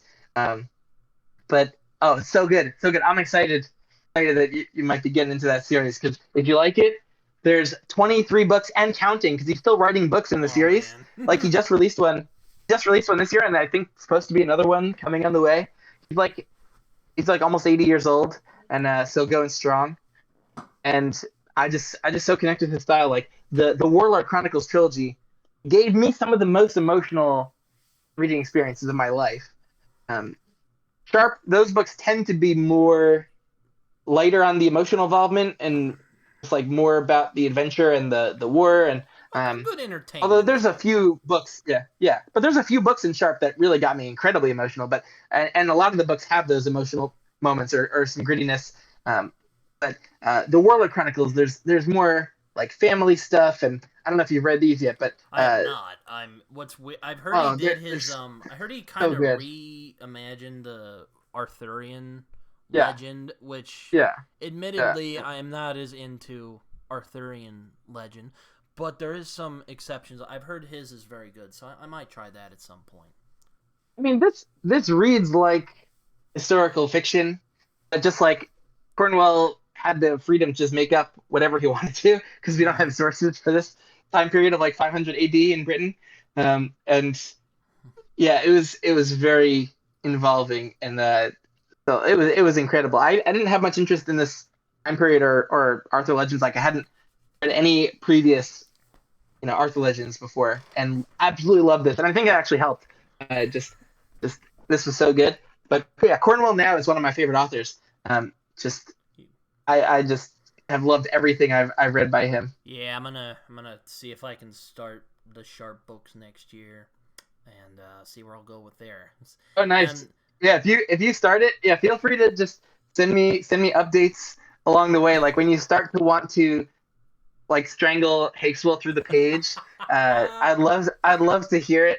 I'd love to hear any and all frustrations or how you're feeling about Sharpe as a character. But man, I found Sharpe so easy to root for from the beginning, and like just to get fully behind. And I was able to empathize his character, the lovable rogue and scoundrel with the heart of gold. Like, man, that is a character I couldn't love more. So you're a Han Solo fan, then? Yeah. I loved Han growing up, but I was never too into Star Wars. Like, I liked it, okay. But I never read any of the Star Wars books. Like, I've always found it much easier to get attached to book characters, and I think it's because I'm inside their mind, like I'm reading their thoughts. To me, that tends to feel like it makes a big difference. Like I'm seeing all film characters from the outside, Yeah, I and heard. I do have a harder time. Yeah, Yeah, I heard somebody say. I forgot who. Somebody on BookTube said. I think it was Jimmy actually who said it. It's that books are very intimate, and I agree with yeah, yeah, that. yeah. It's one of the reasons I'm almost fully reading books these days in my spare time, as imbibing art. Like I used to be a much less frequent book reader, like growing up and like in high school, college, and more watching TV constantly every day, movies all the time. And I think that's very common in our culture. It's like a very visual media dominated culture. Um, and I I was like just always watching TV movies. And a lot of them are great, and I think they do encourage empathizing, and taking different perspectives and Well, having yeah, different experiences. But there is, film and yeah, television are different, mediums. Um, I mean, not really quite to the level of I mean, again, they're just different mediums, mhm. like, I mean, I really enjoy like The Sopranos a lot because Yes, I've yes, yes. I don't even like I mean I would say I on one hand like it is in my top like 10 shows of all time, but like Breaking Bad, you mentioned that earlier, it is my favorite show of all time just because like it just Hmm. you know oh man I don't want to get too ranty about that, um Yeah, but The yeah, yeah. Sopranos No, I'm right with you.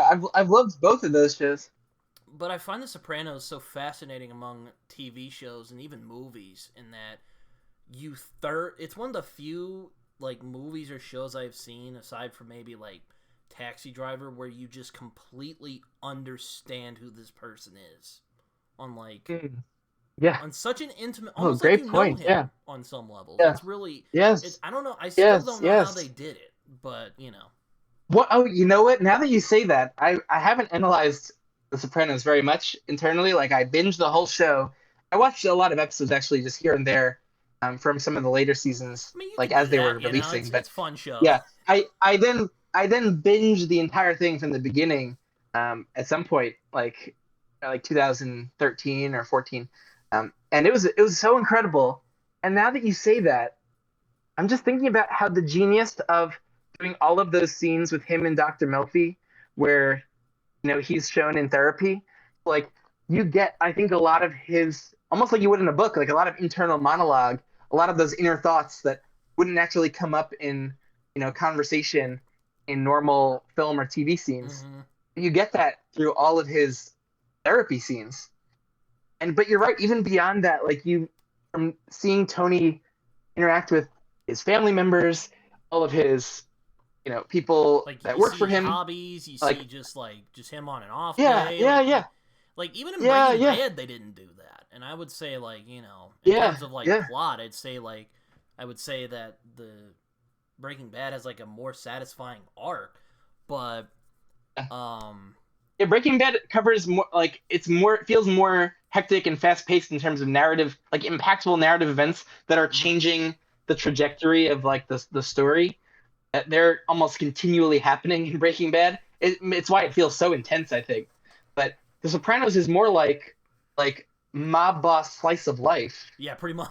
Yeah. And yeah, I yeah, described it to a friend of and mine who started watching it. I'm like, I mean, don't go into it thinking it's like a proto Breaking Bad. It's more of like a slice of life, And he's like, oh, okay. He's like, what's interesting though, I think there's a tendency, at least, and I know for me at least, like I gravitate towards faster paced books these days, and I I'm mean, just that's thinking about fine. how like slower, more deliberate slice of life like stuff, I guess, is rare in fantasy and science fiction, because they are very often very plot driven, and they're inciting incidents, and then there are very intense situations that all the characters are trying to work through and conflicts to get over. You're not given that kind of space for a lot of the slice of life stuff, which you do get through like those TV shows, or a lot of literary fiction. I actually like. I've read the Magic Mountain book by Thomas Mann. That's a really big I was chunker. about to say I don't think I've Where even heard of that. Like, it's definitely sounds like a like if you look children's up, book. books, if you look up books of or like lists of like the greatest novels in Western literature, like every one of those lists I've ever looked at, like Magic Mountain has been on there in the top 100 somewhere. And it's a big book where the whole thing takes place like in a Swiss sanatorium where like this German teenager goes to visit his cousin who's trying to recover from tuberculosis. Unlike at like this for-profit sanatorium at the top of like a Swiss mountain, um, where they had a lot of these things like around the time of World War One, and because Switzerland is famous for its clean air and people were thought to be able to recover from TB, if they were up in the clean mountain air, which is probably true, except it probably wasn't great to be nearby to a lot of other people who had tuberculosis and were coughing everywhere Probably and not. No. sharing those germs. but this book has a crazy premise. This teenager goes to visit his cousin, and he's not sick or anything when he goes there, but like he stays there for a bit and then gets evaluated by the doctors and like starts to maybe get sick, and then he becomes a patient there Oh dear. and then stays there for years. Like his cousin leaves that he comes to visit, and like he stays there for years and gets like sucked into the life at the sanatorium. Mm-hmm. And it's like hundreds and hundreds of pages of just like slice of life that this like 18-year-old or 20-year-old, however old he was, is like his daily life and interactions like at the sanatorium with the other patients, like in the cafeteria, and interactions with the doctors and interactions with some townspeople who he befriends and goes on long walks with and who have philosophical discussions. Like now that you mentioned the slice of life aspect of The Sopranos, like there's something to be said for appreciating stories like that where you're not thrown into a headlong plot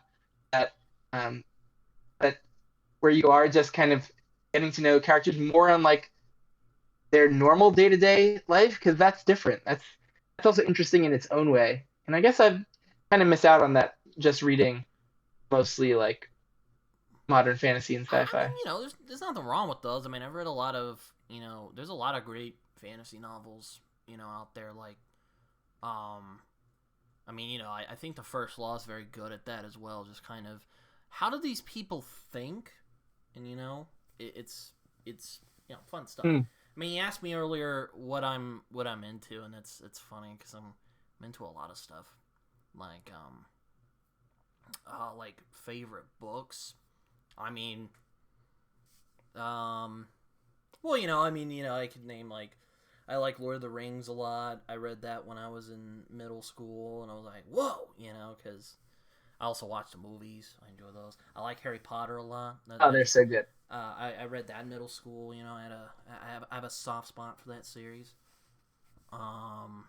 Yeah, I loved it so much growing up, and I think I actually enjoyed the slower, calmer, slice of life parts of those books more than the intense, action-oriented parts. Yeah, I Like mean, I wish now looking back, I wish that Rowling just loaded the page count a little bit more in those books with just like normal school days where nothing crazy happened, or like where no big interpersonal conflicts happened, like that were showdowns between him and Draco in class, or like whatever. I guess I like interspersed. I'm like, okay, I like the kind of plot heavy stuff, but I also like the kind of you just sit down and have a you have a meal, or do whatever you're doing. But I think, or I really liked. I mean, I like which is funny because they've started talking more about it on BookTube, but I still think is kind of criminally underrated. The Baz Lag books from China Mieville are just, well, except for the third one. I thought the third one was a bit of a letdown, but Perdido, Street Station, and The Scar, both I think are just fantastic. Oh, There you go. I have it ready to go. I have it ready to go. Have not read it yet. A little bit intimidating. But how many books are in that series? What is that series? There's three. 3 books? Okay. Um, A Scar, Perdido, Street Station, and What else? Iron Council. I have them up there. So Oh, yeah. okay, okay. But wasn't Does this have some slice of life? Is it interspersed kind of more like slice of life with you know what's kind of funny? intense narrative events? You know what's funny? Yes. What's funny is like the first half of that book, like you could have made a great plot out of that on its own. Like it's basically the hook is there's this genius scientist who meets this Birdman, and the Birdman is like, "Hey, I can't fly anymore. Could you like help me out there?" And he's like, "Yeah." So, that's like the first half of the Ooh, book. Then, really? then our boy accidentally releases something that is, again, I would like people to read it before before I don't want to Hmm. spoil anything, but it's such a fascinating, like it's one of Ooh. those kind of like like my favorite fantasy novel, at least right now, is American Gods. Um, I've not read any gaming myself. it is like that book, like even by itself, is one of the most fascinating. Like, it's one of the few times I've said I have never read anything like that. Like, I've read like steampunk books, sure, but I've never read anything quite like that. It's really, or I mean, I could go like, well, I've read like Charles Dickens, so I get where, there's some ideas there that are familiar, but it just felt like, wow. It just kind of, it was, another book. Oh wow. No, this I it's getting me really intrigued to try it out. Like um the problem is there's so many even within modern fantasy like things released within the last 30, 40 years, I know which are really fantasy's the so things that are popular most on my now. I radar. mean, Like I'm kind of in that there's Alan. so much. I'm in that Alan Yeah. camp where I'm like, it's too popular now. This isn't fun anymore. It's just kind of. Yeah, like Sanderson's huge. Sanderson's like legitimately huge, and Martin became big once the show took off. And Oh yeah, Game of Thrones is like one. it's That was a yeah. formative one that I really enjoy. And let me tell you, I mean, I see you have the books back there. I'm hope if you read all of Mhm. them.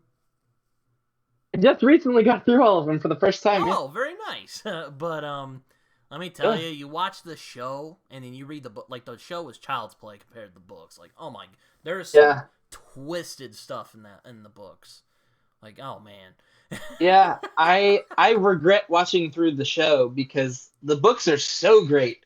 It provided such an engaging, lively experience in every way. Like I can visualize when I read.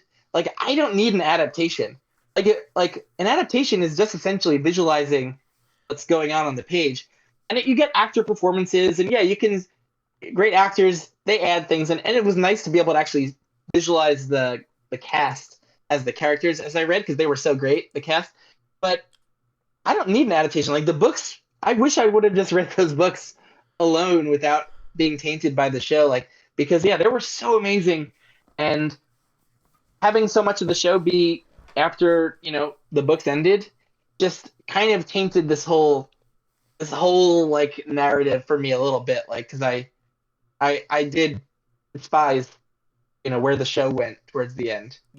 So Yeah, it's weird because I know it was like partially at Martin's direction, but without having books by Martin there, the showrunners kind of just like coming up with it all on their own too, which is such a weird thing that I have like the experience of this whole story in one medium, but then coming to the unfinished version in the original medium and the books, and like I know it is weird. it's But just yeah, kind of I do bizarre. love the books. Um, I mean, I haven't read like the really popular like I haven't read like the Wheel of Time or Malazan yet because, well, I'll just put it this way: I'm a little intimidated by the size, like not just the size, but just how Yeah, many of them there are. You know? yeah, no, it's a crazy investment. I before BookTube, I didn't think twice before diving into one of these big series. But like now this year on BookTube, I've been reading through Realm of the Elderlings, and it's taking a long time, and because I'm not just binging it and I'm mixing in other stuff, and like a series like this, man, before BookTube, I almost exclusively read this for like 5 months Oh to get through wow. it all, and some of the Esselmont books. Like I was only reading Malazan World stuff for like 5 months straight, and for Wheel of Time, same thing. Like I think I got through it a little faster. Like like 3.5 months or How did 4 months, but not like get burned out? Like that's why I said like because oh no, I did. By the time I got into Toll of Hounds, I actually was a bit burned out, and I would have benefited from I think like taking some breaks and reading other stuff. But like I was not in the right headspace to read this one, book 8, and it's just like it slows down in certain ways, and it gets pretty like philosophical and deals with like death and grief as a main theme. Erickson had just lost his father before writing this, and like yeah, I was I saw you I like get responded to like a yeah video talking about his dad or something like it was really weird. It was yeah some weird controversy a few I years ago. I did peter out, and I actually enjoyed Dust of Dreams, which a lot of people hate as the worst book.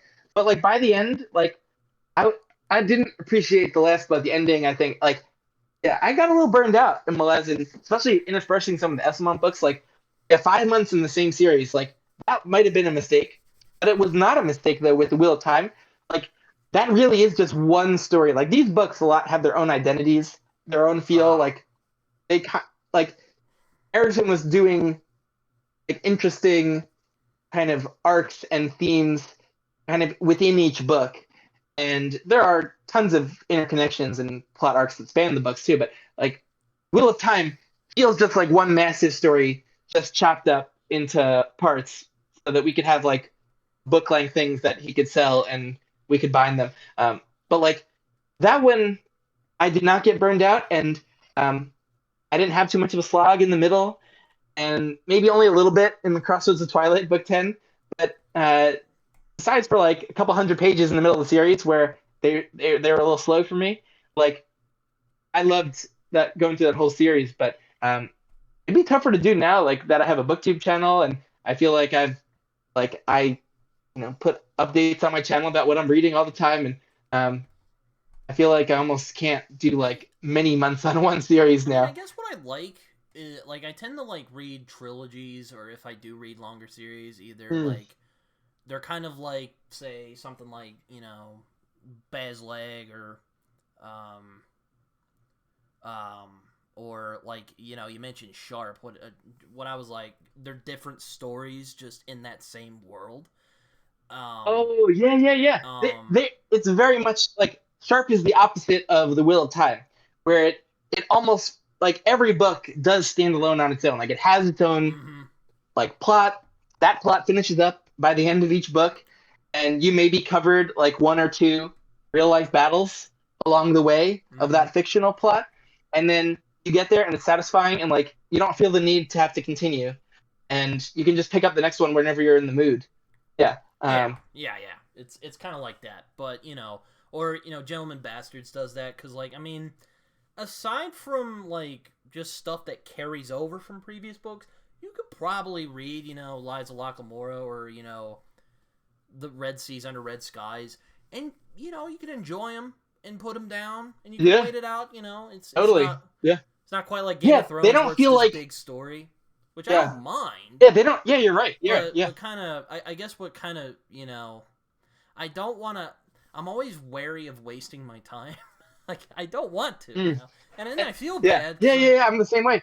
Like the bigger the story, the more chance it is that you could waste like a huge amount of time. Like what if you get to the end and you didn't feel like the yeah, journey was worth the yeah, you're just while? like I Or like read all those yeah. books for that,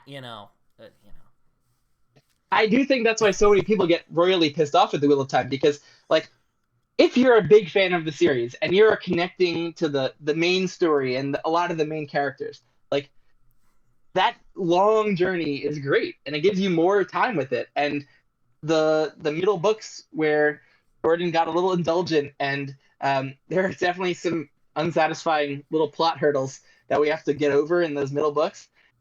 But like if you're kind of just like trying to just get through it, like oh I'm not loving this, but it's popular, I just want to get through it. Like I can see why so many people end up calling it the slog and hating on it and just like petering out or not finishing it and getting pissed off at it and like having all these like harsh criticisms, which are all valid because like I think you're right. That'll all get magnified with that huge time investment that you put in yeah, to exactly. get through to this point. Yeah, like but if you end up having a good time with it, I do love those big series Well, yeah, because that's I just get that. it offers more immersion for me. Like Again, I the try more not to time I make it a spend with an black and author, white yeah, thing. It's just more like, here's what yeah, I yeah, prefer, but I'm not against yeah, yeah, reading any of those books. I'm just, I just put them off until I yeah, feel like reading them. yeah, yeah. No, I've been the opposite. I've tried to get through as many of the giant massive series as I could. Like I tried to look at like, okay, what are the seminal major popular series like What in are the modern fantasy and thickest sci-fi? boys in fantasy? I'm gonna read them all. Yeah. So like I made sure I wanted to get through Malazan and Sanderson's Cosmere stuff and Realm of the Elderlings. I'm almost done getting through that now. Wheel of I Time, do I Shadows of the Apts, the 10 book series, Dresden Files. And I love those big series, but I've been avoiding a lot of the smaller like trilogies and things like that where I have a lot of those on my TBR, and I think those will be really satisfying too. Like where you can spend a little less time with it and still have a complete kind of story arc to it. hmm Yeah, sure. Get But some more I things. also like when you want to see more. That's how you know you liked something a Mm. lot. You know, like Ooh, yeah, yeah, yeah. like I read American Gods. I'm like, it's kind of a double edged sword on that one because like I love that book and I would love to see more of it, but at the same time, like I don't know if the magic would be the same if he did like a sequel. Mm. Yeah, but yeah, yeah. That is always a question. but yeah, no, it's what else? I mean, I like a lot of science fiction. I love uh, I like Robert Heinlein. If you want to talk about someone who, if you want to talk about like ideas, and just exploring them, Heinlein is very fascinating. Ooh.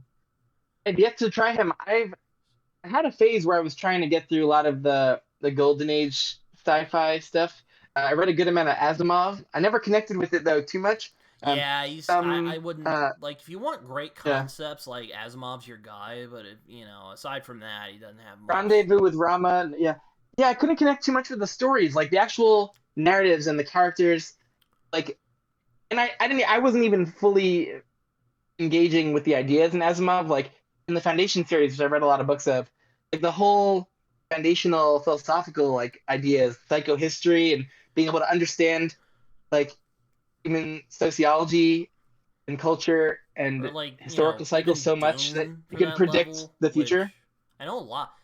I'm kind of Oh yeah. surprised so many people. I mean, again, I don't have anything against people who like Dune, but like, there's sometimes I'm like, because I read it a few years ago, and I'll admit it was during a Me too. time. Yeah. I'll Right admit I before the was movie having came out. I'll admit I was having a hard time when I read that. I was going through a massive slump. It was COVID, and I was not in a great place, but I read it. I'm like, really? And I just kind of put it down. Then my dog chewed on it, and I'm like, well, this Yeah. sucks. Did you finish it? I did, and it's one of those. It's such a like. It's funny thing about Dune. It's such a fascinating concept, just as like the world building, just like his sort of he's poking at messiah figures, even like the hero's Hmm. journey, he's poking at that. Yeah. I'm like, that could be really interesting, but again, like there's so much just stuff, where he over explains himself. It kind of ruins the effect, Mm. at least in my opinion. There's probably some people who Yeah. No. disagree on that. I'm more with you on Dune. I never got fully entranced by it and was impressed by some of the storytelling and intrigued by it. But I'm interested to continue because I think that he's gonna play around with the Messiah trope in interesting ways in the next couple books, and I'm Yeah. almost kind of dreading it at the same time You want to because I know have a sense for one of where my it's pet probably going. peeves? I don't mean to interrupt, but you want to know one of my pet peeves? The Oh, go for it, go for it. Yeah. the wait for the next book people, who are just like, oh, wait till book 2, it gets real good. I'm like, oh man, like, I'm like, do I really want to invest? Like, I've heard a lot of people say that about Malazan, and I'm like, I like, it could be good. Like, if you have a solid foundation, I'll continue. Like Blade itself, I wouldn't say the Blade itself is the most plot driven book.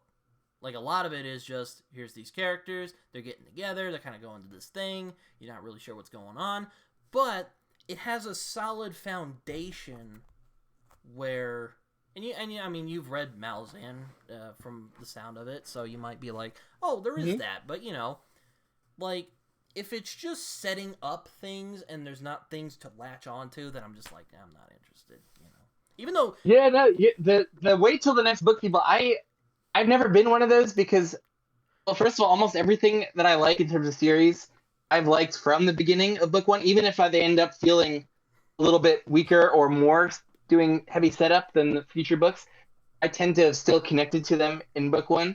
And so, like, with Dresden Files or Malazan, I had a great time. Like, oh, Blade itself, another example of that.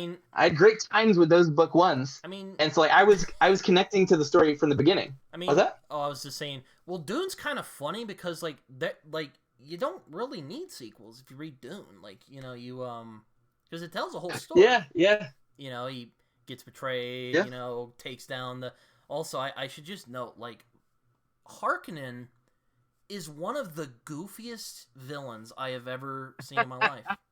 Just, the morbidly obese, like, floating around the ceiling. Exactly. And like... that wasn't even in the books. That's in the movies. Like, in the books, he's just this disgusting, fat, like, pedophile who's like molesting people, and it's just like, dude. Yeah, not a lot of subtlety. I know. There, like... there are a lot of things that felt a little bit goofy with Dune, like the romance aspect, and it's definitely a little bit dated and probably for its time, like, more modern feeling than most of the stuff written around then. Well, but yeah, it's what's funny. I was watching Matt the other day, and he was talking about, or going back to kind of cutting back here, and then I'll go to Matt. We were, like, Lord of the Rings, like, those are 3 books. And sure, there's a lot of moseying around, and, Tolkien really loved his nature, so, he loves the nature descriptions. But, again, there's a story going on where you're like, okay, I can connect with this. I can connect with these little, hobbit people, And, like, I saw Matt the other day talking about how, like, if I remember right, like, his opinion is that he thinks that, like, a lot of modern stuff is just better written.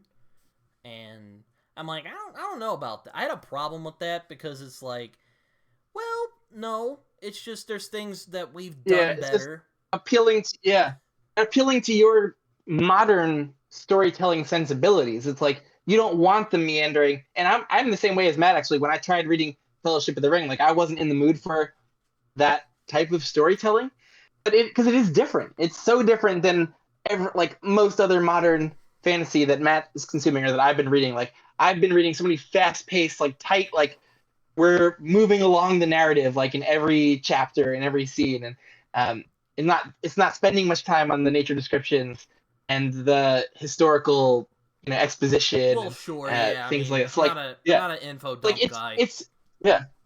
But it's. I think Matt's more. He's too harsh on it in terms of, like, not honoring the subjectivity of it all. Like, yeah, sure, that, like, yeah. Yes, like, he feels so, like, harshly that he feels like people must only love it because they read it when they're young and have nostalgia for the story, or that's not why people they don't see, like, the nostalgia's blinding them and they don't see the inferior quality of it because of the nostalgia. But, like, I grant to him that might be true. Like, yeah, it does seem a lot of people love Lord of the Rings because they read it when they're young and then we have nostalgia goggles. But, like, it's also just not appealing to your current present day storytelling sensibilities for what you want out of a story. Yeah, I mean, that's the main issue. That's the main issue. Like, not any issue with, like, the text itself or the quality of the writing. It's just like, what are you preferring to get out of a story right now? What experience are you wanting to have? Yeah, I know. It's yeah, I mean, I had a friend who said a similar thing about the film Citizen Kane. I'm like, well, sure, there's some people who probably do that, who just say it because, a lot of other people say it, but, there's also a lot of interesting stuff. Like, just consider, it's like it's a classic. Money doesn't buy you everything, but it's also a critique of power. It's a critique of how power envelops you. And considering the president we had 4 years ago, it's much more timely now. I mean, if you watch that, considering that, same thing with Lord of the Rings, it's not just, maybe there are people who like it just because of, nostalgia and it's popular, but there's also, there's this great story about, good versus evil, how evil lies in all of us, how we overcome evil with, the power of friendship or the power of love or whatever, and, Oh man, you're getting me jazzed up. You're getting me jazzed up to try it all over again. I'm gonna give the Lord of the Rings a full try, and because I'm gonna do it with the Andy Serkis audios. I know, I love the way he does it, and from the movies, I know I love what he does, and I think that's gonna help me get immersed in the story. And I know going in, I'm gonna need to be in a certain mood, but it's beyond like that. You're like talking about all these amazingly relatable, timely themes is getting me like jazzed up to try it. But like, I think more than anything with someone like Matt, or like why I didn't really, enjoy reading Fellowship of the Ring. I think it had more to do with the style of the storytelling, being like the omniscient kind of narrator, where it's not as immediately intimate with the character POVs as everything else like Matt has been reading or that I've been reading recently. Like, we're used to a certain like very intimate, dramatic like lens to view the events, and Lord of the Rings feels very different than that. Like, there's this distance. Yeah. And I won't. I should note. I don't. I will. I don't. And I won't pretend that Lord of the Rings is like flawless. I mean, there's definitely, how do I put it? He does like to mosey a lot. As we said, you could be in the mood for that. You could be in the mood for that slice of life. Again, you can be in the mood for that. That's fine. It's just, it doesn't appeal to everyone. And to be honest, I'll admit I haven't read Lord of the Rings in a long time. I actually do want to reread them at some point. I'm just really bad at doing rereads, but I enjoy But I think it's just to just dismiss all this stuff because you just weren't vibing with it for whatever reason, I think is hasty. I'll put it that way. I don't want to be mean. Yeah. I don't want to sound like, oh, hasty. Yeah, she doesn't get it. Yep. What a pleb, a plebeian. Yeah. No, I think some people also enjoy kind of when their opinions kind of go against the grain of what's popular. Like, well, sure. I think Matt kind of relishes being able to be very harshly negative, and that it can be thrilling almost to kind of assert your opinion and tell a lot of people that they're wrong, or I mean, it's what's funny. I'm sorry to interrupt. I have a bad habit of that, but I wanted to mention that Matt did a review of Blood Meridian a while back, and he was like, "What the hell was this?" And I've told him this a few times. I'm like, don't start with. It's like if you started Thomas Pynchon. I haven't read a lot. I've only read Inherent Vice from him, but it's almost like if you started like Thomas Pynchon. If you started with Gravity's Rainbow and you're like, what the hell is this? Like, no. Like McCarthy's one of those authors you ease into, he's not one you just jump in, you're like, ooh. But I thought it was hilarious on the McCarthy, like, because I'm on Reddit. I don't use it very much because, in all honesty, Reddit's Reddit's Reddit. I'll put it that way. It's like nitroglycerin, I tell you. Oh yeah. But there was literally there was a post dedicated to hating that video, and I just that tickled me because I'm like, oh, I know that guy. It's just like, and all the McCarthy fans were so mad, and I just thought that was funny. I mean, I didn't really agree or and to be honest, like, I can understand why someone would not like Blood Meridian. Like, you've watched Mike's book reviews. Yeah, yeah. He didn't like Blood Meridian, and he mentioned it, and I'm like, it's one of those books I get why people might not like it. It's kind of like Lolita for that instance. Like, if you don't like Lolita, I won't be too offended. I'll be kind of sad that you didn't see what I saw in it, but I can understand it. Yeah. I did love Lolita, by the way. That was just an electrifying read and disturbing. Like, reads that are disturbing, but like voices are the books that have a huge kind of intellect behind them and like an artistic voice that's a very powerful artistic voice. Like, it almost doesn't matter what the plot or like setting is. Like, there could just be an electrifying aspect to a read because of the author's command of their unique voice. And I know McCarthy has that in spades, and Nabokov does in Lolita too, and just feels different and unique. And but like, that it's interesting because, again, it's like Mike and Matt, they went into this. They're used to reading books and reading for certain reasons, like to get immersed and have a fun time. This is like stuff they do in their free time. They're not, looking to have like a deep, transformative, like spiritual experience with their books that they're reading. They're not, they're looking to have relatable character experiences, also, to have a suspenseful plot. Also, I should note, like, if I remember, like, Matt like jumped into the Dark Tower, and I'm just like, okay, like, I wouldn't start there with Stephen King, but feel free. And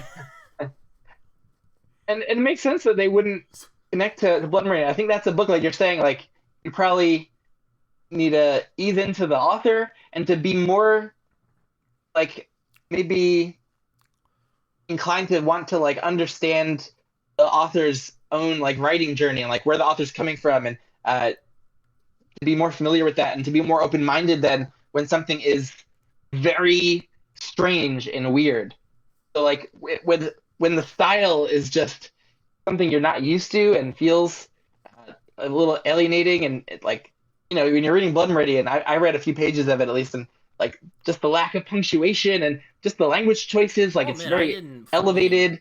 Yeah, I didn't fully jive with it when I enjoyed the well, I don't know if enjoyed is the right word, but I was enthralled by the experience, but at the same time, I didn't fully, like, how do I put this? I don't know if I read it hard enough. Is that a good way to put it? No, that seems like a book. That's the type of book where you could probably think and study like each page for a long time and get a lot out of it. Like, that I got way. the general gist. I was like, wow, that was really good. Like, good work, McCarthy. And then I'm like, I want to read it again. I don't think I got all of it. Also, I watched videos. That's on the type YouTube. of book with a lot of subtext. Yeah. It's also, I watched videos on YouTube that were very helpful as well, so that and I would recommend, if anyone does ever read Blood Meridian, maybe do like watch it along with like a read along. There was a woman named Amy Gets Lit who did a read along of Blood Meridian. Fantastic. She really breaks it down, and it's great stuff. But I would recommend that. You're citing what you're talking about are reasons why the Cormac McCarthy subreddit, like, it should not get angry when like a reader like a mostly fantasy reader like Matt or Mike read Blood Meridian and pan it or don't like it. Like, that shouldn't affect their own sense of self or like self-worth, or their own. It shouldn't affect their opinion. Like, they should recognize, like, this is a book that they're not looking for this type of book right now, and they're not reading it in a way where they would be really open-minded to what it's doing, or get reading it in a way that would get the most out of it. Like, so, like, getting upset at Matt or Mike for not understanding the greatness of it, like, that is childish. And also, well, I should note, I wasn't upset at them. I did leave a comment on Matt's video. I'm like, look, I get it. I did try to tell him, I'm like, I wouldn't read this first. I would read, like, No Country for Old Men or The Road or even All the Pretty Horses, I think. Which I would be curious to see what he would think of something like The Road, but I don't know. I did like The Road. That's the only McCarthy book I've read, and I actually really, really got into it, like really connected to it, and man, that was very intense. That's where I started with McCarthy, and that's so far The only other thing I've read. Oh, that's him. I At do his have All the most, Pretty like, Horses that's around. him at his most like hopeful, It's- and that should tell you something. You know? yeah. No, that does. That does tell you. I've read a synopsis of Child of God, and it was like, wow, I I don't think I can or want to handle that book. Um, That but one. Suttree was an interesting one. I saw Jimmy at Fantasy Network really loved Suttree, and Yeah, I that read seems that like more like earlier. slice of life. I read that a few months ago. Actually, that was a fascinating read. I mean, if I still think Blood Ah. Meridian is McCarthy's best book, but in terms of like his prose, I think Suttree might take it. Like on that, like he basically just he stretched it out as far as he could, if you ask me, or that's how I viewed it. I don't. I might read it again because again, I don't know if I fully like got it, but it's Yeah. certainly one that you kind of have to like. Okay, you know, it's what I like. I like to call these vibe books where you know you're just kind of going along. You know, it's about the how it makes you feel. You know, the sensations. You know, it's like that. Yeah. No, and the right book in the right mood, that could be absolutely perfect for us. And I think to come kind of full circle around our whole conversation, like all like literature, art, it all hits. It could hit us differently. Every person differently. Speak to us differently. Speak to us, depending on our time in our life or our mood, and it can hit us differently. Well, sure, And yeah. it's okay for us to have any kind of experience with a book. But I do think you can you can almost close yourself off to new experiences. Like if you go in closed minded, like if you kind of try to actively be open minded to like, oh, even if I'm a little uncomfortable or this isn't engaging, like you could try to be more open to what the author's doing and read more with the text instead of just like against it. Like, oh, if you're clashing with it for some reason, you're just I want to Well, be that more must open mean it's minded in bad, my you own know? reading. Yeah. No. Yeah. But I do find it interesting this that is both good. You're Mike. getting me jazzed. You're getting me jazzed to read all these different things. Yeah, you know what's interesting? They both read Lonesome Dove and enjoyed it a lot. I'm gonna read that next year, so I'm curious to see what I'll think of that. So Yeah, that's a chunker that I also have not read, but I picked up a used copy. That's always in like used bookstores. Um, Almost like every used bookstore I've ever been in has a couple of copies of Lonesome Dove. Uh, but yeah, it's interesting. Did they both like that? Matt too? oh yeah, Did he loved read it. that? Yeah, Oh wow. and Uh, it's funny because Mike yeah, mentioned specifically like he really liked the slice of life stuff in. And he likes that Stephen. But it's funny about Stephen King. He's very gifted at that as well. He's very good at making hmm, like slice of life. Just even among his plot, he can just kind of go down and be like, okay, here are these hmm, people. Just living their lives. He's fantastic at that. I don't know how he does that hmm. but I just find that fascinating. Um, Yeah. I got a sense of that with Salem's Lot. I've only read Salem's Lot and Apt Pupil of Stephen King, but yeah, I got a good sense of that slice of life stuff in Salem's Lot, interspersed in among the suspenseful, scary vampire plot. yeah, I mean, like if Yeah. you want a better version of Salem's Lot, like like it basically does the same thing, just better in terms of just like the Okay. I'm gonna have to give it a go. It does scare me a little bit. Like it seems it's such a chunker, It and is, and don't get me I don't do wrong, too it's much not horror. perfect. There's a bunch of weird stuff. You could tell he was just off his mind on drugs when he wrote some of those parts. But yeah, it's Oh fantastic. my! We I think I might want to wrap up soon just because it's getting oh a little yeah, I late was here on about to the say East Coast. I need But to this get is something to eat, and we've been going on for a while. So this was an awesome conversation. but I yeah, loved it. Thank you so much for inviting me on. oh yeah, this is great. Yeah, no, it's yeah, no, I don't really have much more to say aside from I should Mhm. note, just for not getting into stuff, we don't have anything against Matt or Mike. I mean, you were on Matt's channel the other day, so Oh, I watch most of their videos that they put out. Like yeah, it's great to have healthy disagreements oh sometimes okay. with Well, friends and I people know you respect. I Yeah. know bandwagoning and fan bases can get mad, so I just wanted to let everyone know, like, I don't have anything against any Oh of these no. people. I'm Yeah. just saying, you know. Oh, I love them. I love them. Yeah. I like Mike's channel a lot. I feel I don't like Matt's I'm channel. I yeah. I feel a kinship to like the older booktubers. They like I'm sort of in the middle, like in my mid 30s, between like the middle-aged booktubers and with like families and kids and all that, and the younger booktubers. I'm somewhere in the middle there, and I enjoy watching all of it. But oh no, I love them and enjoy. I do also enjoy the variety of opinions and takes on BookTube and seeing lots of different ones and not just following one. I followed just Daniel Green at the very beginning when I started getting into fantasy and like, oh, he's the biggest one, and he's reading some of the stuff I'm interested in. Like I was just watching him, and then realized like, oh, I don't have the same exact taste, and I disagree with a lot of his takes. And then I started to expand and found Mike's book reviews, and then found a million other people, and I just I mean, that's enjoy okay. I mean, I'm getting impressed that yeah Matt can yeah just take off his mic or take off his earphones and just go like, I'm done.